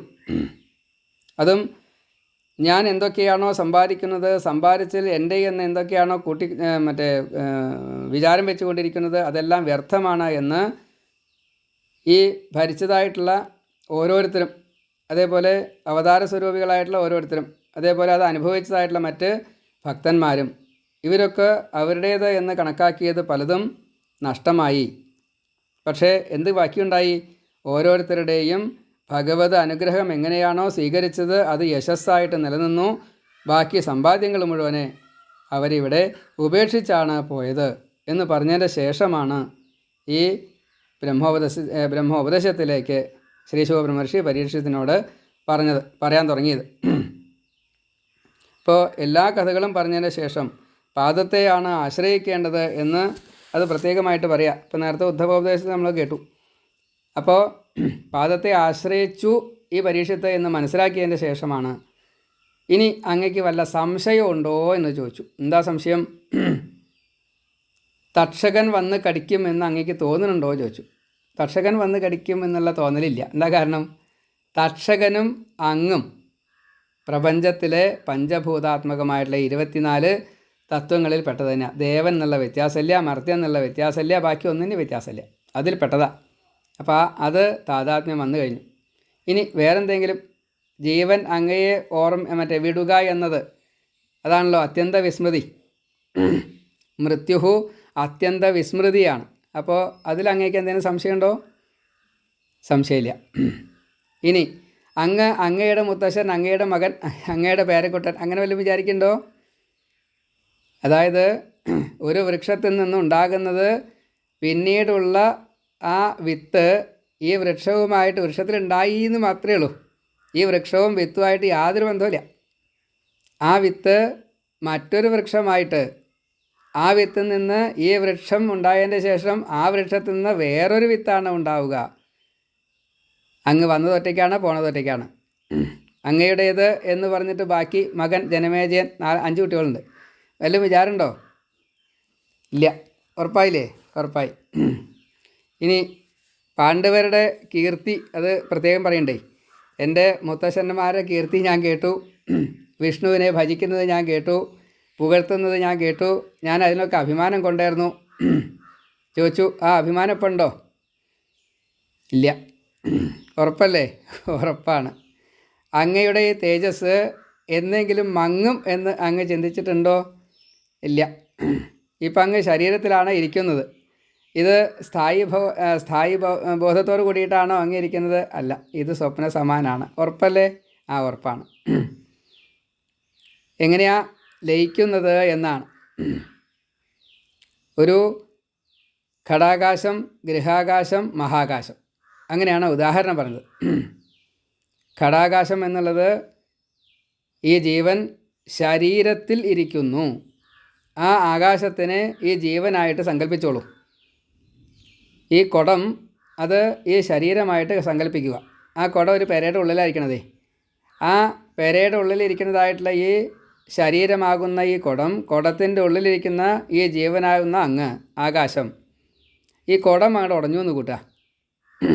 കുടമില്ലാണ്ടേ ആ ആകാശം എവിടേക്കാ ചെല്ലുക? ആ പെരയിലേക്ക് ചെല്ലും. കണ്ടുപിടിക്കാൻ പറ്റുമോ വേറെ? ഇല്ല, കണ്ടുപിടിക്കാൻ പറ്റില്ല. ഉറപ്പല്ലേ? ഉറപ്പാണ്. അപ്പോൾ പെര എന്താ? അങ്ങുമായിട്ട് ഈ കുടം ഈ ഗ്രഹത്തിലാണല്ലോ ഇരിക്കുന്നത്. അങ്ങുമായിട്ട് ബന്ധപ്പെട്ടതായിട്ടുള്ള എന്തൊക്കെയാച്ചാൽ അതൊക്കെ ആണ് ഈ ഗ്രഹം. അവിടെ ചുമരുണ്ട്, ഫാനുണ്ട്, TV ഉണ്ട്, അവിടെ പെരുമാറുന്ന ആൾക്കാരുണ്ട്, വരുന്ന വിരുന്നുകാരുണ്ട്, പ്രാണിവർഗ്ഗങ്ങളുണ്ട്, പഞ്ചഭൂതങ്ങളായുള്ള കാറ്റുണ്ട്, തീയുണ്ട്, എല്ലാം ഉണ്ട്. ഇതൊക്കെ ആ ഗ്രഹത്തിൽ കുടമാകുന്ന അങ്ങക്ക് സമ്പർക്കം ഉണ്ടായിരുന്നില്ലേ? ഉവ്വ്. ഇപ്പോഴോ? അങ്ങയുടെ ശരീരം ഇല്ലാണ്ടായാൽ ഈ ഗ്രഹം ഇല്ല. ഈ ആകാശമോ? ആകാശം അവിടെയുണ്ട്. ആകാശത്തിലേക്ക് ലയിച്ചില്ലേ? ഉവ്വ്. ഈ പേര അവിടെ ഇല്ലയെന്നാണ് സങ്കല്പിച്ചോളൂ. അങ്ങില്ലാച്ചാൽ പിന്നെ ഈ പേരുണ്ടോ? അങ്ങയുടെയായ സംഘങ്ങൾ ഏതെങ്കിലും അങ്ങേനെ ബാധിക്കുമോ? ഇല്ല, ബാധിക്കില്ല. അപ്പോൾ പുറമേയുള്ളതോ? മഹാകാശം. ഈ ജീവനാകുന്ന കുടത്തിൻ്റെ ഉള്ളിലെ ഈ ഘടാകാശം, ഈ സംഘമാകുന്ന പെര, ആ പെരയിലുള്ള ഈ ഗൃഹാകാശം അതുമായിട്ട് ചേർന്നു. ആ സംഘം മുഴുവനെ പോയി. ഒന്നിനോടും ബന്ധമില്ലാണ്ടായി. ദേഹമുണ്ടെങ്കിലേ സംഘമുള്ളൂ. ദേഹമില്ലാണ്ടായി, സംഘമില്ലാണ്ടായി. അപ്പം എന്ത് ചേർന്നു? അത് മഹാകാശത്തിലേക്ക് ചേർന്നു. ഇങ്ങനെ ജീവനും ഈ ഭൗതികമായിട്ടുള്ള ഈ ബ്രഹ്മാണ്ടത്തിലേതായിട്ടുള്ള എന്തെങ്കിലും ഒന്നുണ്ടെങ്കിൽ അതൊന്നും ഇനി ഒരു ബന്ധവുമില്ലാത്ത രീതിയിൽ എവിടേക്കാണോ ചെന്ന് ചേരേണ്ടത് അവിടേക്ക് തന്നെ ചെന്ന് ചേർന്നു. അങ്ങയ്ക്കിപ്പോൾ ആ കുടത്തിലെ ഈ ആകാശം എന്ന് തോന്നലുണ്ടോ? കണ്ടുപിടിക്കാൻ പറ്റുമോ? ഈ മഹാകാശത്തുനിന്ന് സ്വത്വം കിട്ടുമോ? കിട്ടില്ല. നദി എങ്ങനെയാണോ കടലിൽ ചേർന്നത് അതേപോലെ. കലങ്ങിയ വെള്ളമില്ല, ശുദ്ധവെള്ളമില്ല, ഭാരതപ്പുഴയില്ല, ഗംഗയില്ല. കണ്ടുപിടിക്കാൻ പറ്റില്ല. അതേപോലെയുള്ളൂ. ഉറപ്പായില്ലേ? ഉവ്വ്. ഇനി ഇതിങ്ങനെ പോയി കഴിഞ്ഞാൽ ഇതിൻ്റെ കൂടെ വരുന്നതായിട്ടുള്ള കുറേ ഘടകങ്ങൾ വേറെയുണ്ട്. അതാണ് ചിത്തവൃത്തികൾ. ഈ ചിത്തവൃത്തികൾ ബാലൻസ് ആവും സൂക്ഷ്മ ശരീരത്തിൽ കയറി കഴിഞ്ഞാൽ. കാരണശരീരം, സ്ഥൂല ശരീരം, സൂക്ഷ്മ ശരീരം, പിന്നെ കാരണശരീരം. അങ്ങ് കാരണശരീരത്തിൽ കയറിയിട്ടുണ്ടോ എന്നാ ചോദ്യം. അതിലാണ് ചിത്തവൃത്തികളൊക്കെ ഉണ്ടാവുക. ഇല്ല. ഉറപ്പായില്ലേ? അതിന് ലയിപ്പിക്കാൻ ഒരു മാർഗം കൊടുത്തിട്ടുണ്ടേ. ചിത്തം എങ്ങനെയാണ് അഹം തത്വത്തിലേക്ക് ലയിപ്പിക്കേണ്ടത് എന്ന് പറഞ്ഞു കൊടുത്തിട്ടുണ്ട്. ആ രീതിയിൽ അങ്ങക്ക് ലയിപ്പിക്കാൻ സാധിച്ചില്ലേ? ലയിപ്പിക്കാൻ സാധിച്ചു. ഇപ്പോൾ വഴിയൊക്കെ മനസ്സിലാവണില്ലേ? ഇപ്പോൾ വഴി പഴക്കില്ലല്ലോ? ഇല്ല, വഴി പഴക്കില്ല. അപ്പോൾ ബാക്കിയായിട്ട് എന്താ ഉണ്ടാവുക? എന്തെങ്കിലും ഒന്ന് ബാക്കി ഉണ്ടാവുമോ? അങ്ങയുടെ ഈ ജീവാത്മാവിനെ വീണ്ടും കണ്ടുപിടിക്കാൻ സാധിക്കുന്ന രീതിയിൽ വരുമോ? ഇല്ല, വരില്ല. ഉറപ്പല്ലേ? അതെ. മനസ്സ്, പ്രാണൻ, അതിൻ്റെ ഉള്ളിലുള്ളത് ഇല്ല. ഉറപ്പായില്ലേ? ഉറപ്പായി. ഇപ്പോൾ ദേഹമില്ല, പ്രാണനില്ല, മനസ്സില്ല, മനോബുദ്ധി അഹങ്കാരം, ഇതൊന്നുമില്ല. അതെല്ലാം കൂടിയിട്ട് ലയിപ്പിക്കാൻ സാധിക്കും. ഇങ്ങനെ എപ്രകാരത്തിലാണോ നമുക്ക് ഈ പ്രപഞ്ചവുമായിട്ട്, ബ്രഹ്മാണ്ടവുമായിട്ട്, ശരീരവുമായിട്ട്, പ്രകൃതി അംശമായിട്ടുള്ള ഈ സംസാരം ശരീരം എടുത്തുകൊണ്ട് വേണ്ടി വരുന്നത്, അത് മുഴുവൻ ഇല്ലാത്തൊരവസ്ഥയിൽ അങ്ങ് എത്തിയിരിക്കുന്നു. അതിന് നമുക്ക് മനസ്സിലാവാൻ വേണ്ടിയിട്ട് ചെറിയൊരു ഉദാഹരണം പറഞ്ഞു അവിടെ. എന്താ ഉദാഹരണം? ഒരു വിളക്ക്, അതിൽ എണ്ണയും തിരിയും, അതിലൊരു നാളോ. ഈ തിരിയാകുന്ന ഈ ശരീരം, എണ്ണയാകുന്ന നമ്മുടെ കർമ്മങ്ങൾ, കാമബാക്കി തുടങ്ങിയിട്ടുള്ള അത് മുഴുവൻ ആ എണ്ണയാണ്. ഈ ശരീരം ഇവിടെ ഇരിക്കുമ്പോൾ തന്നെ ഈ എണ്ണ മുഴുവൻ തീർക്കാൻ വേണ്ടിയിട്ട് എന്താണോ നാം ചെയ്യേണ്ടത് അത് മുഴുവനെ കത്തിക്കലായിട്ട് ചെയ്തു. മുഴുവനെ തീർന്നു. എണ്ണ മുഴുവൻ തീർന്നാൽ പിന്നെ ആ തിരി എന്താ ഉണ്ടാവുക? അത് പടുതിരി കത്തിക്കൊണ്ട് സമ്പൂർണ്ണമായിട്ട് ഒന്നുമില്ലാണ്ട് ബാക്കിയാവില്ല. ഒന്നും ബാക്കിയാവില്ല. അപ്പോൾ അതിനൊരു വിഹാര കേന്ദ്രം വേണം. അതാണ് വിളക്ക്. ഈ ജീവൻ എന്നുള്ളത് അതും കാണാനില്ലാണ്ടാവും. ഒന്നും ബാക്കിയില്ലാത്ത രീതിയിൽ ഈ കർമ്മമാകുന്ന, കാമമാകുന്ന എന്തെങ്കിലും ബാക്കി ചിത്തവൃത്തി എന്തൊക്കെയാ വെച്ചാൽ അത് മുഴുവൻ അതിലാണ് കൊണ്ടുവരിക. സ്വഭാവമായിട്ട് നമ്മൾ കൊണ്ടുവരിക ഈ വൃത്തികളാണ്. അത് ഈ എണ്ണ, അത് മുഴുവനാണ് തീർന്നു കഴിഞ്ഞാൽ ഈ ദേഹമാകുന്ന ആ തിരി പിന്നെ ഉണ്ടാവില്ല. ആ തിരിയും കൂടി ഇല്ലാണ്ടായാലോ പിന്നെ നാളം കാണുമോ? പിന്നെ നാളം കാണില്ല. പിന്നെ വിളക്ക് ഉണ്ടായാൽ എന്താ, വിളക്കില്ലെങ്കിൽ എന്താ? ഈ ബ്രഹ്മാണ്ടം ഉണ്ടായാൽ എന്താ, ബ്രഹ്മാണ്ടം ഇല്ലെങ്കിൽ എന്താ? ഇതായിട്ട് വല്ല ബന്ധമുണ്ടോ? ഒന്നും ബന്ധമില്ല. മുഴുവൻ ഭഗവാങ്കൽ അങ്ങോട്ട് ലയിക്കും. ഒരു രൂപവുമില്ലാത്ത ഈ ബ്രഹ്മാണ്ടത്തിലേക്ക് അരൂപിയായിട്ടുള്ള ഈ ജീവനും ചേർന്ന് കഴിഞ്ഞാൽ അതിനെ കണ്ടുപിടിക്കാൻ സാധിക്കുമോ? പിന്നെ എന്തെങ്കിലും ഒന്നും ഉണ്ട് എന്നുള്ളത് ഊഹിക്കാൻ പോലും പറ്റുമോ? യാതൊന്നുമില്ല. പരീക്ഷിത രാജാവേ, അങ്ങേക്കിപ്പോൾ ശാപം ഓർക്കുണ്ടോ? അങ്ങ് പാമ്പിനെ കൊണ്ടിട്ടോ? ഇതൊക്കെ ചെയ്തിട്ടുണ്ട് വെച്ചാലും ഇതങ്ങനെ ഇനി ബാധിക്കുമോ? ഇല്ല, ബാധിക്കില്ല. പാമ്പിനെ കൊണ്ടിട്ടത് വിട്ടു. അത് ഭാഗവതം കൊണ്ട് വാഷ് ചെയ്ത് പോയി. ശാപം ഇതോട് കൂടിയിട്ട് അതും കഴിഞ്ഞു. ഇനി പാമ്പ് വരില്ലേ? പാമ്പ് വന്നോട്ടെ. ആരെ കടിക്കുക? എൻ്റേതല്ലാത്ത ഈ ശരീരത്തിനെ കടിച്ചോട്ടെ, കുഴപ്പമില്ല. അത് ദഹിച്ചോട്ടെ, കുഴപ്പമില്ല. ഇനി വേറെ എന്തെങ്കിലും അങ്ങക്ക് അങ്ങയുടേതായിട്ടുള്ള ഈ സ്വത്തും അങ്ങ് ഇനി ബാക്കി വെച്ചിട്ടുണ്ടോ ഈ ഭൂമിയിൽ? ഈ ഗുരുവായിട്ടുള്ള എന്നെയും കൂടി അങ്ങ് മറന്നില്ലേ? അതല്ലെങ്കിൽ ഗുരുവും ഞാനും ആ തോന്നൽ മുഴുവനെ ഒന്നിലേക്ക് ലയിപ്പിച്ചില്ലേ? ലയിപ്പിക്കാനുള്ള വഴി മറന്നിട്ടില്ലല്ലോ? ഇല്ല, ഞാൻ മറന്നിട്ടില്ല. ഇനി അങ്ങ് പാമ്പിനെ കാണുമോ? കടി ഏൽക്കുമോ? മരണം അറിയോ? ഇതേവരെ അനുഭവിച്ചതായിട്ടുള്ള ഈ സച്ചിദാനന്ദത്തിൽ നിന്ന് അങ്ങ് വ്യതിചലിക്കുമോ? ഈ 6.5 ദിവസം കൊണ്ട് ഞാൻ പറഞ്ഞു തന്നതായിട്ടുള്ള ഈ ഭാഗവതത്തിൽ ഭഗവാന്റെ ആ ലീലകളിൽ ഇപ്പോൾ വൈകുണ്ഠത്തിലായിരിക്കണതേ, ആ വൈകുണ്ഠത്തിൽ നിന്ന് ഇങ്ങോട്ട് താഴത്തേക്ക് ഇറങ്ങി വരുമോ? ഇല്ല. ഉറപ്പല്ലേ? ഉറപ്പ്. അപ്പം അങ്ങിപ്പോൾ ഏതവസ്ഥയിലായിരിക്കണത്? ബ്രഹ്മോഹമസ്മി. ഒന്നുകൂടിയും പറയൂ. സോഹമസ്മി. ഒന്നുകൂടിയും പറയൂ. സഹ. ആയില്ലേ? ഉവ്വ്. ഞാൻ അതായിട്ട് തീർന്നിരിക്കുന്നു. ഇനി എന്തെങ്കിലും ദ്വന്ദ്വങ്ങൾ തൻ കർമ്മവാസന തീർന്നു പോയി ഭക്തി കൊണ്ട് ഹരിലീലാസ്മരണയാൽ 7 ദിനം അങ്ങ് ഉള്ളു ചുട്ട് വിളിച്ചില്ലേ ഭഗവാനെ? ചെയ്ത എന്തെങ്കിലും ഒന്ന് അങ്ങയെ ബാധിക്കാതിരിക്കാൻ ഞാൻ വിളിച്ചു കേട്ടോ. ഇനി എന്തെങ്കിലും അറിയാനുണ്ടോ? ലീനനായിട്ടുള്ള ഭാവത്തിലല്ലേ അങ്ങിരിക്കുന്നത്? അങ്ങ് ഒന്നായിരിക്കുന്നു കേട്ടോ. ആ ഭഗവാനെ ഇനി ഭഗവാനായിട്ട് തന്നെ ഈ ഗുരു കണ്ടു. ഭക്തനായിട്ടുള്ള ഈ പരീക്ഷത്ത് രാജാവിനെ ഭഗവാനായി തന്നെ കണ്ടു. അതേവരെ പരീക്ഷത്തിൻ്റെ ഉള്ളിലാണ് ഈ ശ്രീശുഖബ്രഹ്മർഷി ഉണ്ടായിരുന്നത്. അവിടെ നിന്ന് ഇങ്ങോട്ട് ഇറങ്ങിയപ്പോൾ വ്യത്യാസമുണ്ടോ എന്ന് സൂക്ഷിച്ച് നോക്കി. ഇല്ല, താൻ തന്നെ ആയിരുന്നു. ഒരു വ്യത്യാസവും കാണാനില്ല.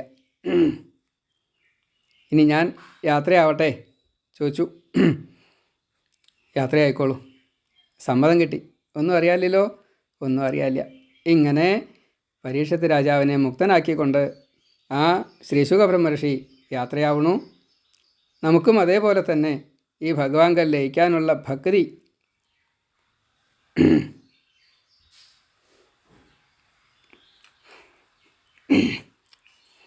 ഭഗവാൻ തരുമാറാകട്ടെ എന്ന് മാത്രം പ്രാർത്ഥിച്ചുകൊണ്ട് വാക്കുകൾ ഭഗവാന്റെ തൃക്കാൽക്കൽ സമർപ്പിക്കുന്നു. എല്ലാ ഭക്തന്മാർക്കും വീണ്ടും വീണ്ടും നമസ്കാരം. ശ്രീ ഗുരുവായൂരപ്പ.